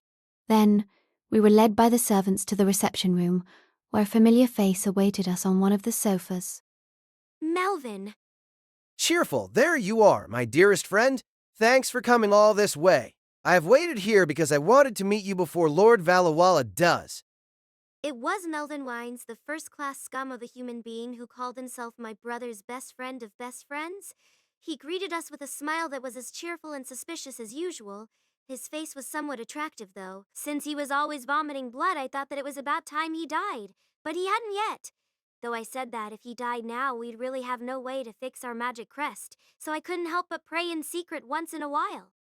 It's about time you died, isn't it? Whoops, that accidentally slipped from my mouth. The little sister's especially foul-mouthed today. You are a bit like Mama in that sense, but if you're talking about how graceful I dashed away from him. I didn't need to punish him at all. The tuner started vomiting blood all on his own, with excellent timing. Just as I suppressed the urge to stomp on his head, Melvin looked up and dabbed at his mouth with a handkerchief as he asked a question. Undramatic? Oh, not much of a response. Is my darling Waver all right? You can express as much concern about me as you want. You know. Come, weave a poem for our beautiful friendship, which shines brighter than any gem. Or you can accompany me to the hospital my family runs if you want. Annoyed. I'm fine.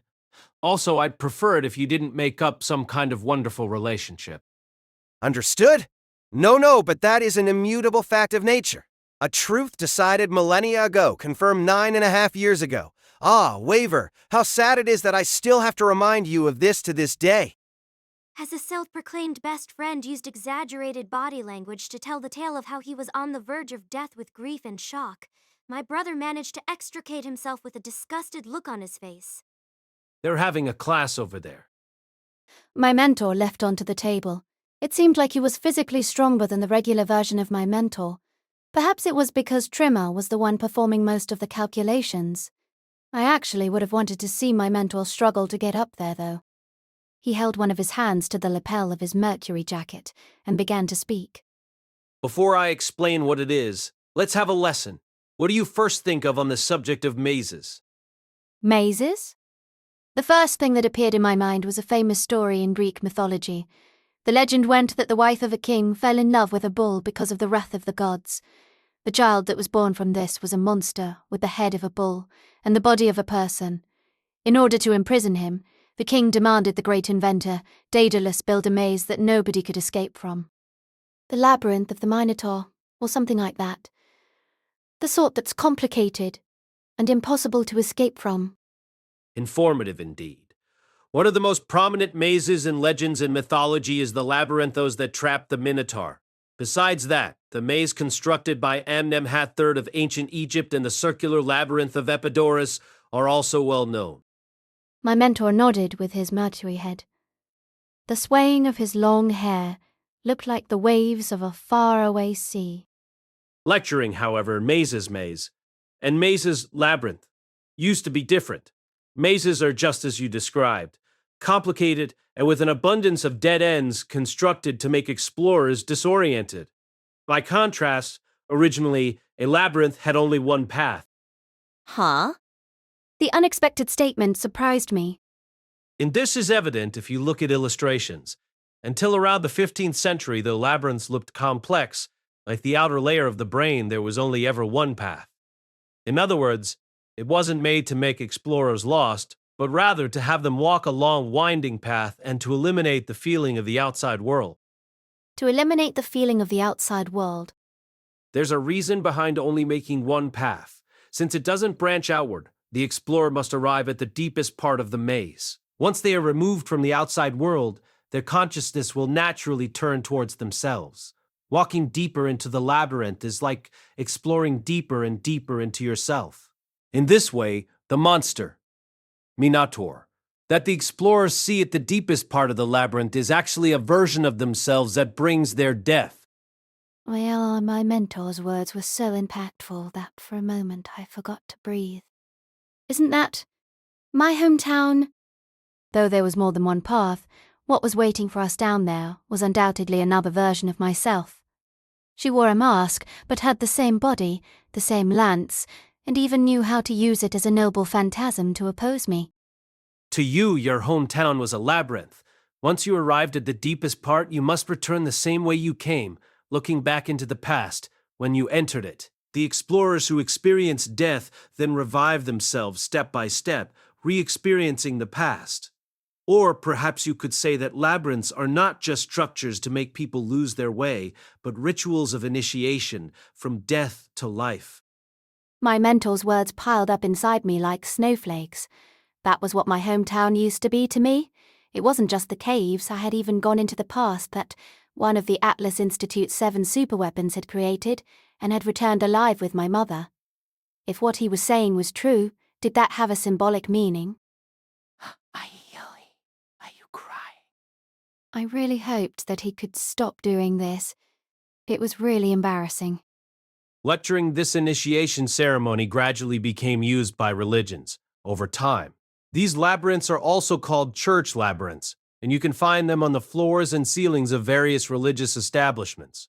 Usually they are Cretan 7-course or 11-course designs. In this situation, 11-course represents an incomplete number of sin, less than the number of apostles, and more than the commandments. Or you could say, it's a number that represents the common realm. My mentor bent down to touch the table beneath his feet. Was this also how the labyrinths on the floors of churches were carved? Lecturing labyrinths in churches are meant to rid people of sin.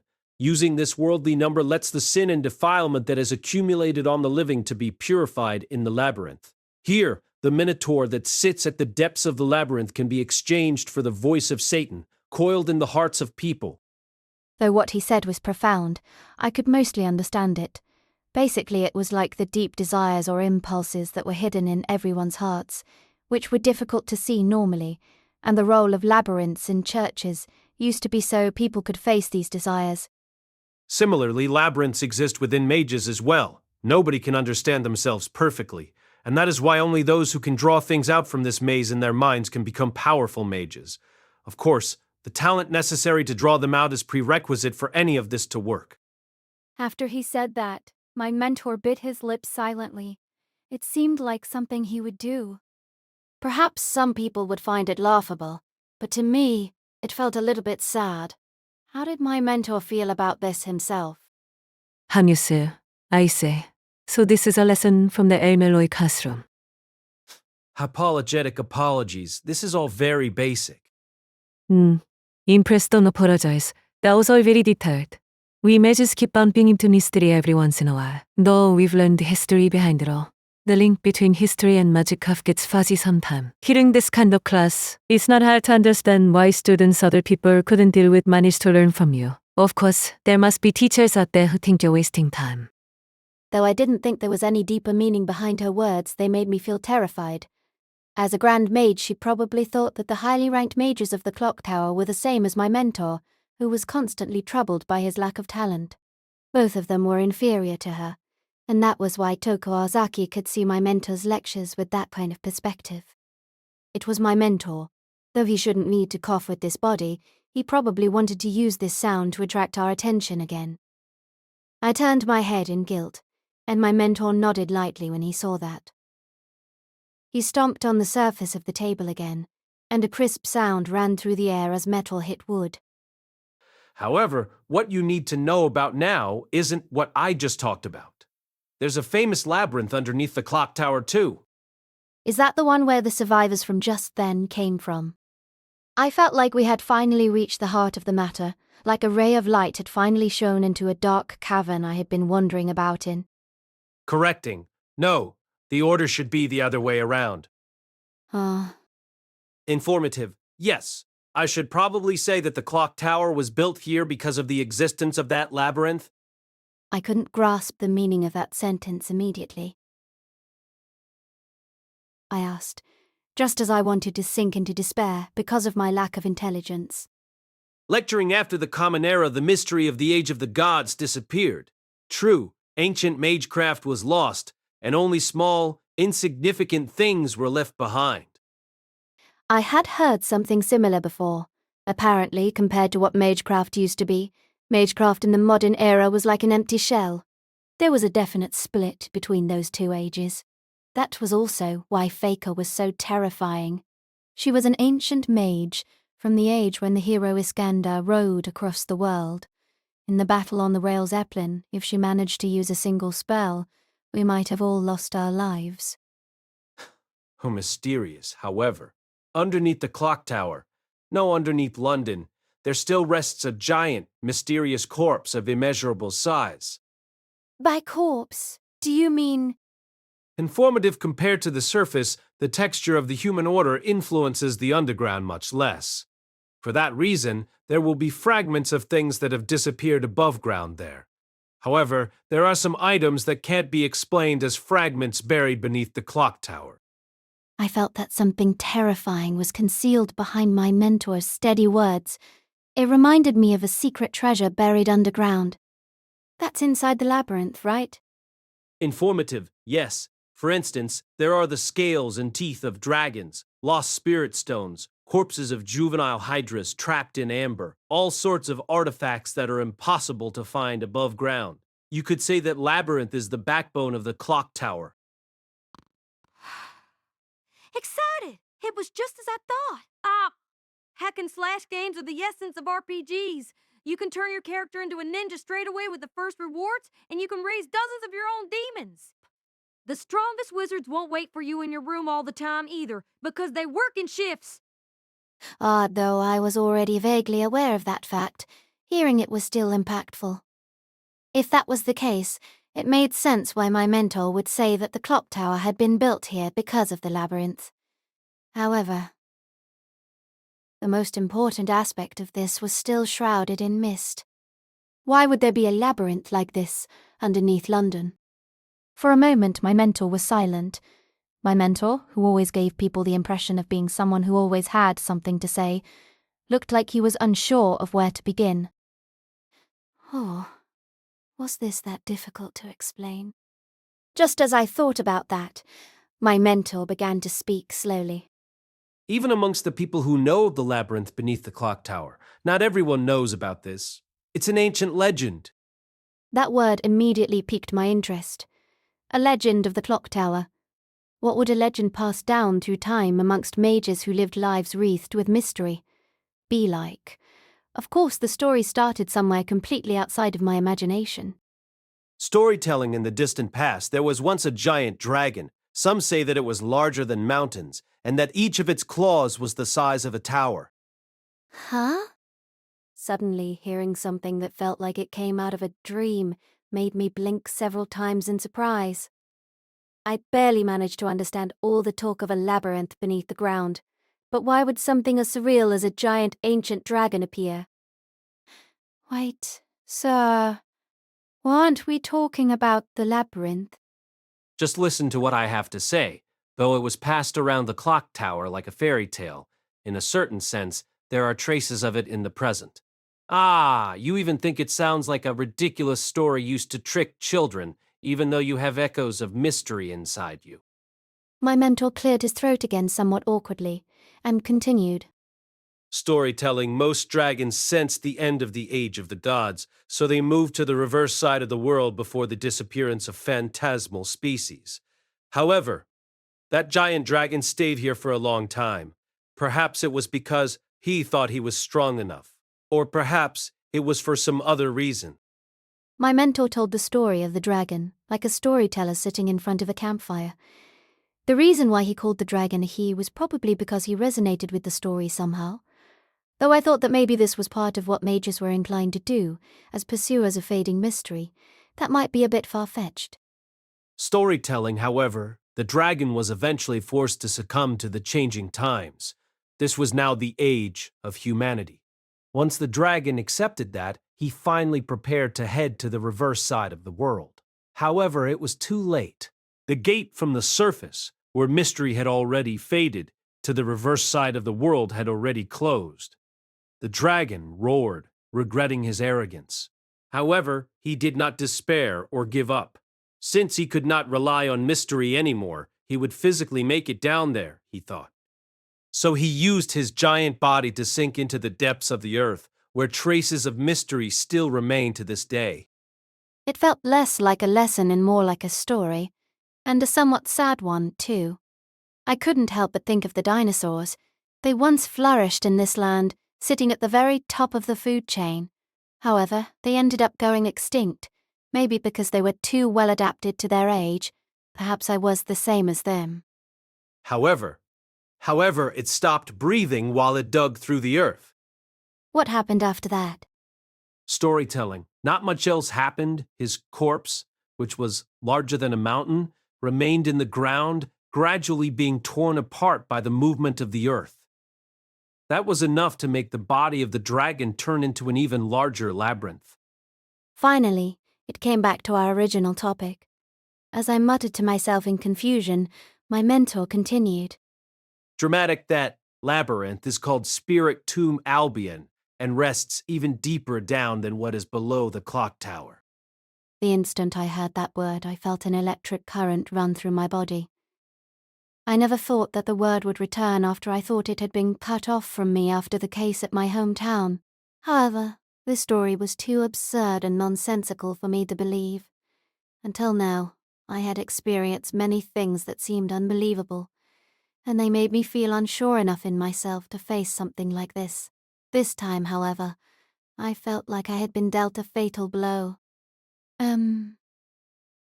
So Spirit Tomb Albion is right underneath us? Like I said, that's a legend that's treated like a fairy tale. But regardless of whether it's true or not, there are remnants in the present. Beneath our feet, there is indeed a giant labyrinth. No, it wouldn't even be wrong to call it a separate world, and that place yields great benefits for the clock tower. My mentor's words echoed back and forth in the room full of potions. Though this was a mage's workshop, it was still too plain of a stage compared to what we had just talked about. Or perhaps it was fitting because it was so plain. After all, for a mage that was familiar with the clock tower, this was no more than common knowledge. Huh? It's pretty absurd, isn't it? I was speechless too when I first heard about it too. It seems strange that people can say that mystery has disappeared when something like that exists. Hearing that their thoughts were similar to mine made me feel more at ease. If these two people were shocked by hearing this, then of course I wouldn't be able to accept it immediately. Since rich people have catacombs under their mansions, wouldn't it seem weirder if there wasn't something like that under the clock tower? Closed gates! Hidden treasures troves! Monsters surprised you! You shut up, Flat. Serious as I was saying, there are enormous benefits to be reaped from Spirit Tomb Albion. For that reason, the clock tower set up a special organization to excavate and manage the artifacts obtained from the labyrinth. This is to prevent any one of the 12 families to take over it and gain an overwhelming advantage. Overwhelmed suddenly, discussions of power and advantages came up. It was like riding a roller coaster. Words that were too fantastical and words that were too grounded came one after the other, like they were holding hands in a waltz and spinning around and around. I felt dizzy and rubbed my temples through my hood. Dizzy way. A second, please. Concerned, are you all right? Why, yes.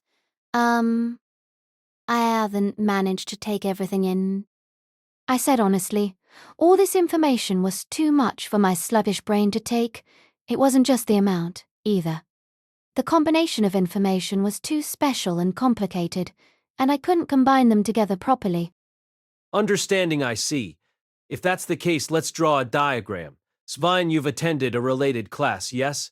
Can you redraw the diagram from then? As he said that, Svein took a pen from his pocket. First, he wrote down the name Spirit Tomb Albion. Then he drew a sketch of the maze as an upside-down pyramid that had been split into layers. Then he drew a couple of lines and added labels to them, from shallowest to deepest.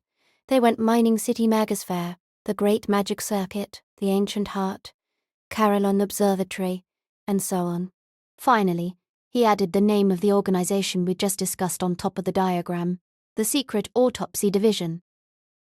Is that the organization in charge of excavating Spirit Tomb Albion?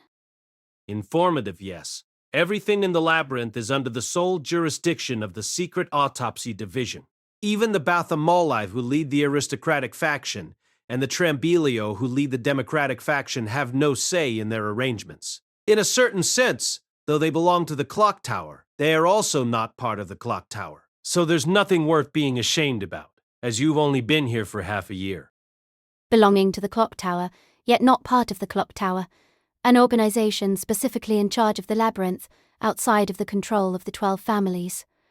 Though I couldn't completely understand all of it, I had a vague grasp of its importance. Sir, so what are the implications of the owner of this workshop being a survivor of Spirit Tomb Albion? Finally, we returned to our original topic. Because there had been so much in the middle, I got the feeling of having been on a long journey, and I couldn't help but exhale deeply. The giant labyrinth of the clock tower, Spirit Tomb Albion. According to Tuco, all of Heartless students were its survivors. What truth would be connected to this fact? I swallowed. But at that moment, my mentor let out a groan from the table. Sir? Strained my apologies. They've finished the preparations. Allow me to concentrate over there for a bit. With that, the expression disappeared from the face of the Mercury figurine of my mentor, and he sank into silence, like a robot who had been unplugged. Are you done with your class? Hearing my question, my brother looked up with a displeased expression. He was a bit pale, probably because he had been concentrating on his other body over there.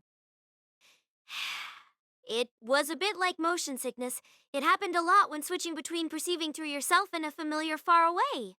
Of course, most mages were already used to that feeling, but my brother didn't have enough experience for that yet. Weary, no, but since Valuoletta's already done preparing, I have to return here, don't I? You seem busy, Waver.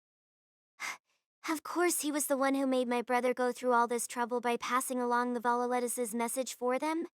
He also made absolutely no attempt to be considerate enough to wait for my brother to recover from his familiar-induced dizziness. Cheerful, all right. Let's go. As Melvin said that, he pointed his handsome chin in the direction of the door and walked toward the hallway of the mansion. Are you all right, brother? Resigned, I'm fine. You aren't the sort of person who would stop to wait for me anyway. I just don't want to ask too much of my dear older brother. It's just that your cute little sister enjoys seeing other people in pain just a little bit. Annoyed if you enjoy having friends, you should change that part of your personality. He really likes responding with redundant things like that. Then again, wasn't my brother the one who understood best that it was impossible to change my personality?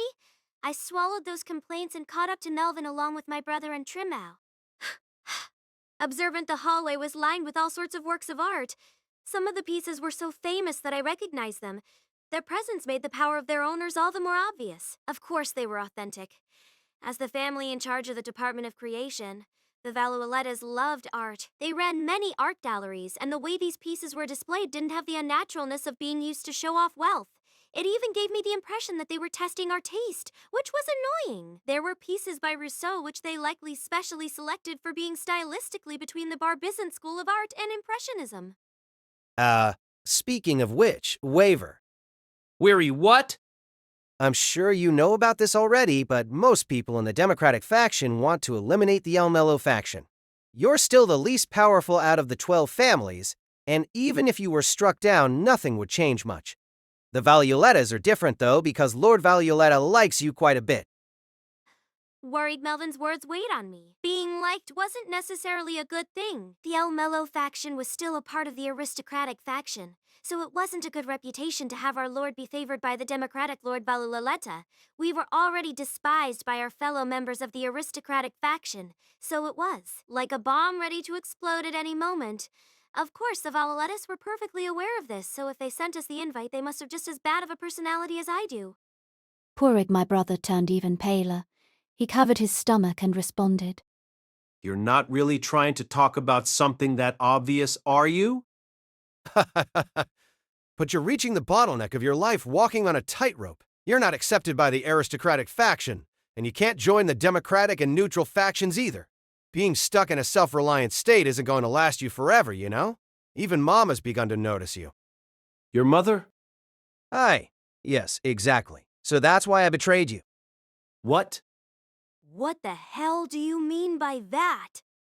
Though I always thought he was a scumbag from head to toe, I never thought that he would betray my brother. Scumbag in front of me shrugged exaggeratedly. Ha ha ha, don't worry. I would never sell out my dearest friend for a cheap price. I put my own head on the line too. In neutral, he coughed lightly again, and the handkerchief pressed to his mouth was stained red. Along with this, servants opened the door. In the spacious reception room there was a long rosewood table that fit the decor well. The owner of the mansion sat on one of the chairs surrounding it and raised her wrinkled hand. There you are, El-Melloi. Polite, it's been a while since I last saw you, Lord Valualetta.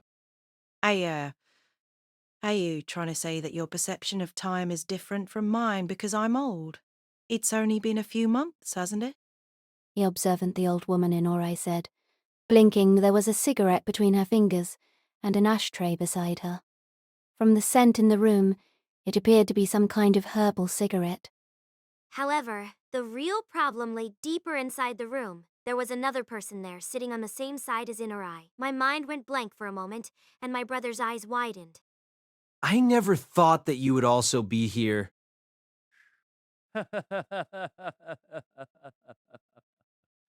Lord Valualeta brings you up quite often, so I brazenly asked Melvin Kun to introduce me to you.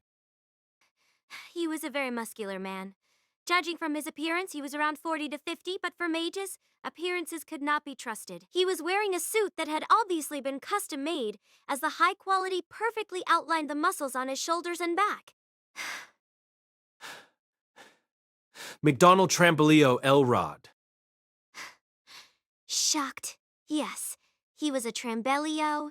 I never could have thought that Lord Trambellio, the leader of the Democratic faction, would be here. Instantly, I felt my throat dry up. Chapter 3. The leader of the aristocratic faction, the Bartholomewas, and the leader of the democratic faction, the Trambellios. If you asked which group of people held the most power in the clock tower, the answer would probably be one of the two. Of course, the Brishazans in charge of the Department of Lore, who had been prominent ever since the day of their creation, and the leader of the neutral faction, the Malustia, were also powerful in their respective fields, but if you wanted to ask if they could compete with the other two, the answer would be no. The Trambellio were both at the very top of the Mages Association, and one of the three great noble families. They also presided over the Department of General Fundamentals, Mistyle, cementing their place as an immovable force in the clock tower. And the lord of that family, McDonald Trambellio Elrod, sat right in front of us. And smiling, thank you as well, Melvin Kun, for accepting my invite. Observant, it was the sort of smile that seems suited for a politician. I got the feeling that if he appeared in a TV commercial, his white teeth would probably sparkle. His presence was so strong that I felt the atmosphere in the Valualeta's reception room become weird. Oh, there's no need to thank me. Since I was asked to do it by both Mama and you, Mr. McDonnell, how could I refuse? And it's not a bad idea for my beloved friend here, either. Right, Waver? Polite, of course. It's an honor to meet you. My brother bowed as I lifted the sides of my dress and swept one foot behind the other in as polite of a curtsy as I could pull off. The etiquette that had been hammered into my brain by my governess was not affected by my mental state, and it ran perfectly on autopilot. I am Ryan's El-Melloi Arcasorte, and I am also honored to be able to accompany my brother to this meeting. Apologies for inconveniencing you. Ha ha ha! You don't have to be that polite. I heard you've even met with the director of the Atlas Institute. Is there any need to be so nervous in front of a lord? He really had the nerve to say that. I tried to suppress the displeased expression that was creeping up on my face. Analytical, it was true that from a certain perspective, the director of the Atlas Institute had more authority than someone at the top of the clock tower. This way, Lord El-Melloi was equivalent to his subordinate. However, that wasn't how it was in real life. Think about it. No matter how important it was, the Atlas Institute was only a separate organization with a weak link to the clock tower. Worried, on the other hand, the El-Melloi were like our direct superiors. To be precise, we were actually from opposing factions. No matter how you told the story, they were a group of people that had the ability to snap the neck of the El-Melloi faction at a whim. How was I expected to not be nervous when someone like that invited us here? There was something else, too. Just then, he was showing off that he already knew about the incident with the Atlas Institute. This was so he could show us the extent of the amount of weaponry he had in the form of information. Well, you're dressed lightly, as always. These words carried a different meaning than what they meant literally. The jacket and scarf that my brother was wearing were enough to guard against the cold of a London winter, and they were reasonably fancy to fit the formal occasion. What he was referring to was the accessories of a mage. The lords and mages of their level often prepared all sorts of mystic codes to protect themselves both against magecraft-based and physical attacks. After all, high-ranking mages were liable to become the target of an attack anytime. There were even some mages out there who would bring so many powerful mystic codes that they were rumored to be able to take on an entire fortress. Of course, my brother probably had 1 or 2 mystic codes on him that I didn't know about, but compared to the more powerful people in the clock tower, he was unimaginably lightly dressed. After all, in front of someone as skilled as you, none of my meager tricks would make a difference. Though that is true, you can't just walk into a horde of lions with a toy gun, can you? I'm actually very curious where your confidence comes from. I might even have something to learn from you in that regard. Worried the trouble was that half of what he said was true. The clock tower was a pit of conspiracies. There were always people plotting all manner of complicated schemes, and everyone was licking their lips in anticipation for some fool to fall into a trap. The most terrifying thing was that things like kindness and respect didn't exist there. The struggle for power had fused into the good intent and passion for magecraft of the people. And that is how the night of the clock tower continues. Worried, what was more, he was a lord. Even worse, he was a El-Melloi. In front of what could be considered a representative of the modern clock tower, I inhaled gently. I am one of its members. After all, even if I looked down on it, I couldn't not think about these things. Anxious from the moment I was born, the name Reigns El-Melloi Archisorte had been written down on the list of all the people who played a part in this web of schemes. Though I should have retired early or lived a life of house arrest as a member of an insignificant family, I had managed to get to this point. I had always thought that it was because of a combination of talent and luck, but this time I was up against someone who was too difficult to deal with. Anxious, judging from what he knew about our encounter with the Atlas Institute, there was no way of knowing what kind of scandal he could uncover. To tell the truth, my brother was as kind-hearted as lords get, but I am proud to say that I am the complete opposite. If you tap me on the head, my intent would scatter out like coal dust.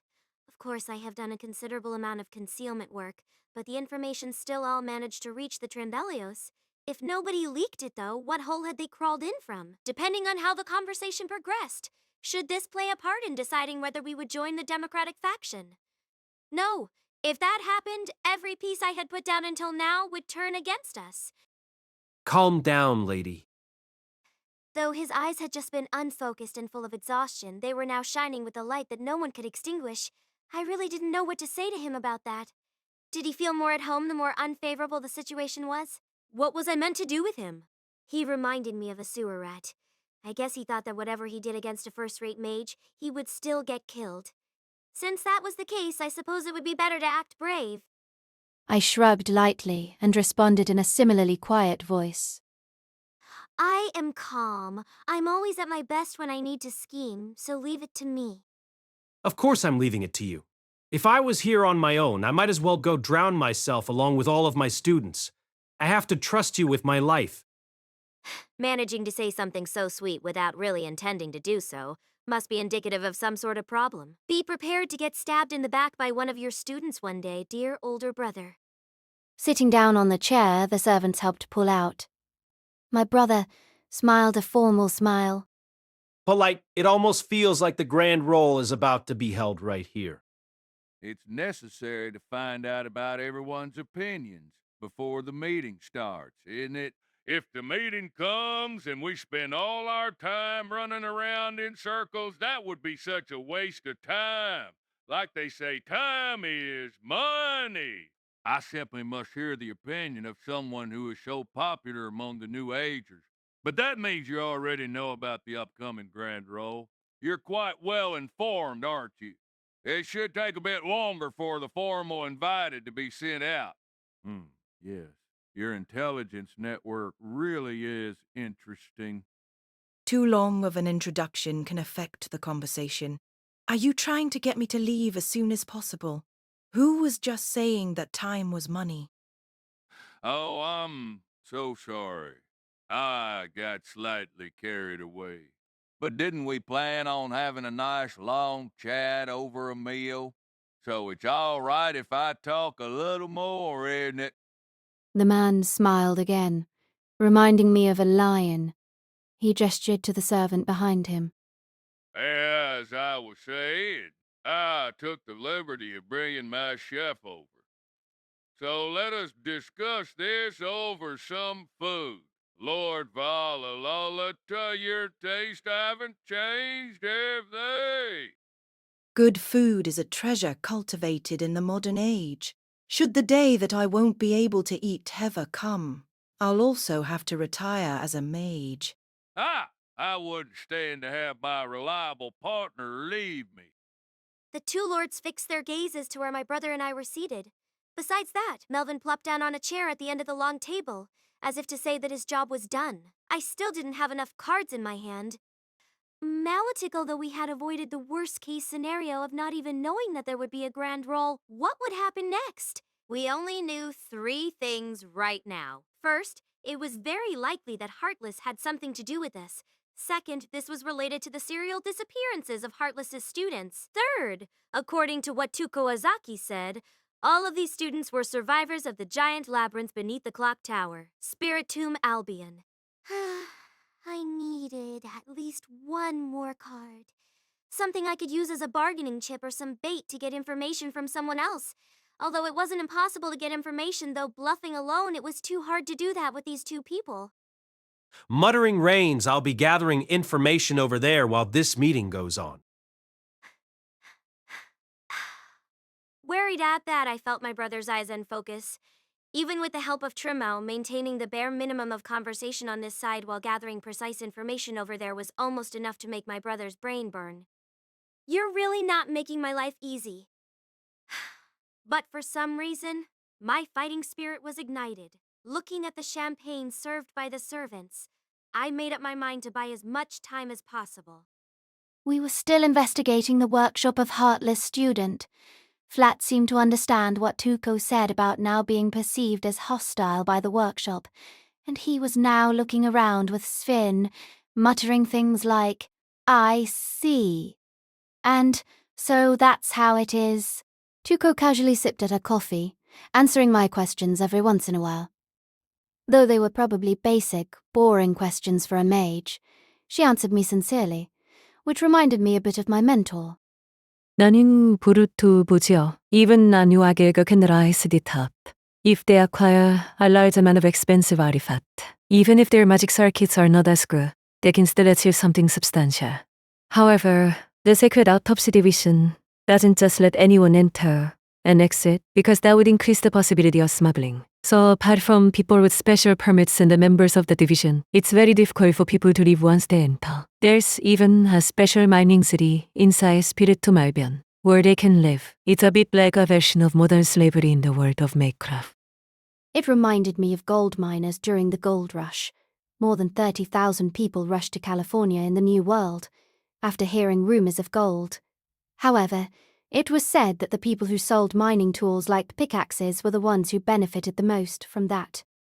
Informative survivors are people who excavated from Spiritum Albion and also managed to return to the surface. Even if we counted those who waited until they could leave as well as those who paid their way out, there are very few of them. Is that the same for the mage who owns this workshop? Yes, he was the thought that paid his way out. After that, he probably kept his distance from the clock tower. Even though he was in London, that doesn't mean he had to bump into the clock tower. I wouldn't able to stand that kandarana. Oh. Tukul looked toward the table. The Mercury figurine of my mentor had come back to life. He took a deep breath and began to look around. Oh, hello. Is your meeting going well? Hearing Tukul's question, the miniature version of my mentor frowned. The fact that Trimmal could even accurately represent his expressions was incredibly impressive. Weary, not at all. But I have to pay attention here as well. I'm sorry, but can I use some of your time? Uninterested. You seem quite busy. Can you first explain how heartless students are all survivors? I'm formatted. Oh, about that. I only became sure of that when I saw the list you showed me. I've only heard rumors of the other two. If I didn't remember incorrectly, they were members of the same group when they were at Gaverin in the labyrinth. Group members? Hearing my mentor's impatient expression, I held back my own question. However, I could vaguely understand what that meant. It should be like what it meant literally. Members of the same group of people who teamed up to excavate. It was difficult for me to believe that it was a coincidence that heartless students were all part of the same team when they were excavating in Spirit 2 Melbian. But what was the significance of this? There are many things that are hard to find above ground in these bottles. Inside them there were fossils shaped like fangs and glowing crystals that I had never seen before, among other mysterious things. Though I didn't understand them very well, I could sense an unusual kind of magical energy emanating from them. Tuko nodded lightly. Analytical, indeed. These must have been brought out of the labyrinth. That's strange. Though it's theoretically possible to buy back the artifact in your aspect에서 that'll take far more than a small sum of money. Wanting to do that after paying to shorten the amount of time you spend on there isn't easy. Hearing Toko's words, my mentor hesitated for a moment before coming to a conclusion. So that means they could have smuggled it from Spirit Tomb Albion, and Heartless might already know the path down there. 밤이사이세. That's an interesting hypothesis, though he isn't a lord. Having the head of a department use his power for personal gain is quite the story. Speaking of which, is it really good for the lord of the department of modern magecraft to be sharing this with an outsider like me? I figured you'd come to a hypothesis like that on your own soon anyway. So that's what you think. That makes sense. Make sure you're still careful about being that direct. Are you an impatient person? Normal people like me wouldn't be able to catch up at all if we aren't direct. What was he trying to catch up to? Though my mentor didn't explain, I felt that this sentence revealed a deep part of himself. Svin? I put my hand on the hook at my right shoulder, ready to release Ad at any moment. Thick smoke poured out of the door to another room. Proud about that. Professor, we've succeeded in invading this workshop. I mused. Flat appeared in front of us with a face full of soot, and saluted like a member of the Navy. You idiot! How many times have I told you not to do something like that without consulting someone else?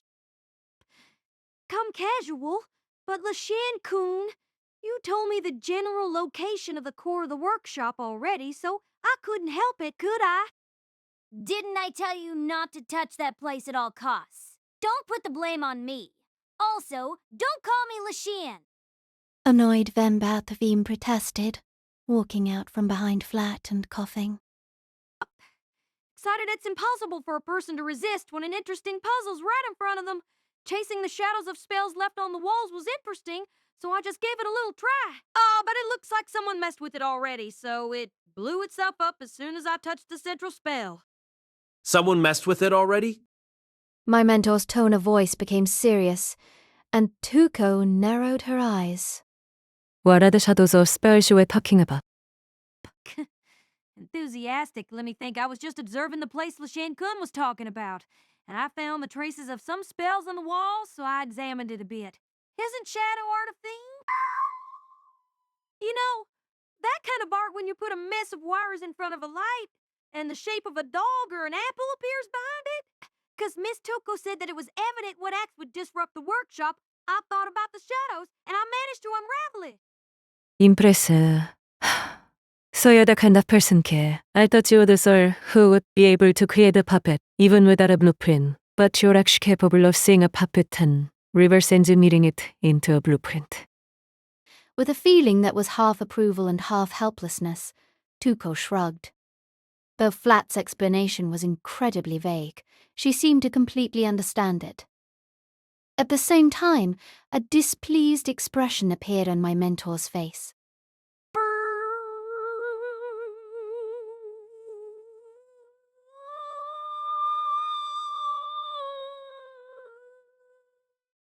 Informatively Pappet Gray's hometown, but I've only seen it through Mr. Zeppia's crystal balls. My mentor's mercury eyebrows twitched slightly.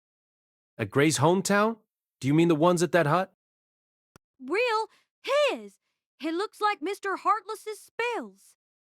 Heartless invaded his own student's workshop? Confused, why would he do that? Did this have anything to do with the serial disappearances? Before I could think about it more, my mentor pressed his hands to his temples. Strained. Sorry. McDonald's asking me a question. I need to focus over there for a moment. The food was served. First came the aperitif, though I didn't remember the precise brand given by the sommelier. The aroma and taste of the champagne wouldn't change because of that. Observant just as I was enjoying the lingering aftertaste of the drink, colorful amuse-bouches were placed onto the table. There were small macaron-shaped things placed in a dish, drizzled with 2 types of colorful vegetable sauce. Each piece of dough had a piece of caviar or cream inside it, and the color of everything had been carefully coordinated to not exhaust the viewer. Is this modern British cuisine? Yes, you can eat this with your hands, so then.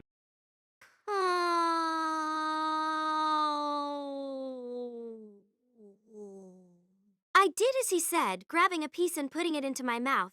The crispy texture harmonized perfectly with the taste of the filling, and I couldn't help but eat it eagerly. Though they were all considered types of British cuisine, they were actually quite varied.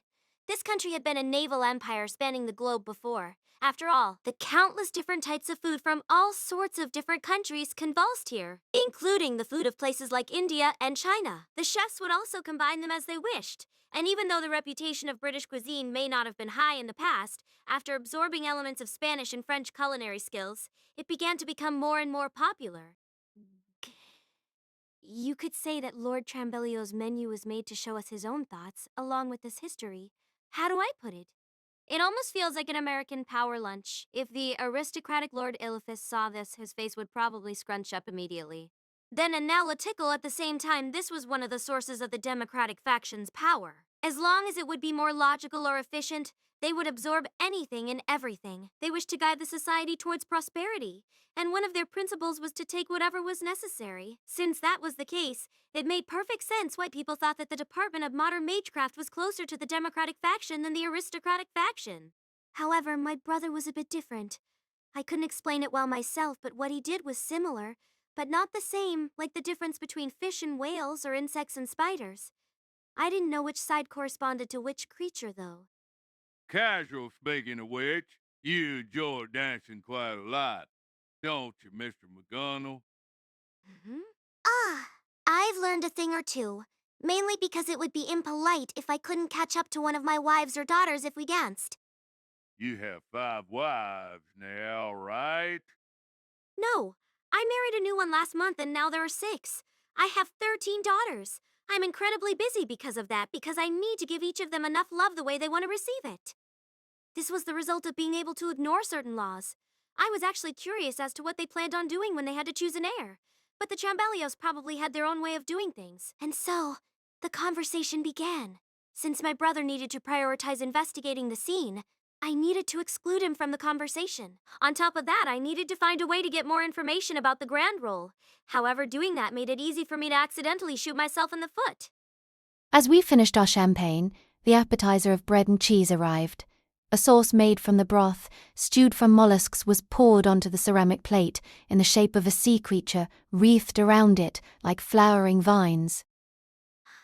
I felt a feeling of happiness burst in my mouth. The rich taste swept my attention away from the champagne and amuse-bouches in a heartbeat. This taste, which was good enough to be detestable, was enough to showcase the skill of the chef who had been especially brought here. McDonald spoke as he used his knife to cut up the dish in front of him. All right. I have. Weary, if you don't mind, I'd prefer if you could add the II. Observant? However, this time he sounded exhausted. Having to control two bodies at the same time was probably enough to bring a burning. It'd be like trying to do a wire puzzle with your right hand while painting an oil painting with your left.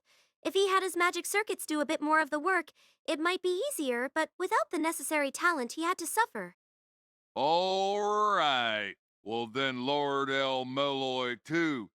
Did you adopt a new approach when you took over the Department of Modern Magecraft? Because he had been directly called, the conversation turned to him. There was no way I could intervene here. Though I felt that my brother reacted a bit slower than usual, he still gently put down his fork and responded. Nothing has changed from before. I just hope to teach as much of what I know to my students as possible. Of course, I can't compare to my teacher. But your teacher, Kenneth, was a staunch member of the aristocratic faction back then. That means you don't plan on changing it so that you only teach your magecraft to chosen students. Are you sure you're not trying to make magecraft more widely accessible? Hesitant, how do I say this? I can't deny the possibility of that result.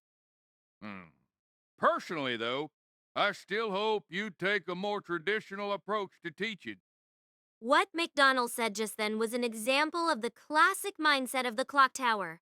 The aristocratic faction existed to filter out the few chosen ones, while the democratic faction constantly absorbed whatever it could to gain power. Though I say that, it didn't mean the two were completely incompatible. When all is said and done, if you operate under the assumption that only talented people with excellent magic circuits can use magecraft properly, publicizing it doesn't make sense. No matter how good of a teacher my brother might be, there is no way to overturn this fact.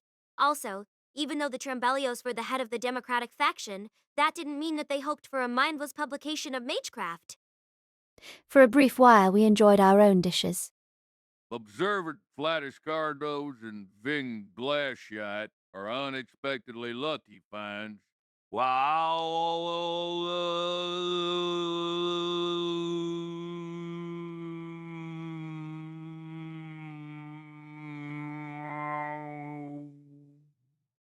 Where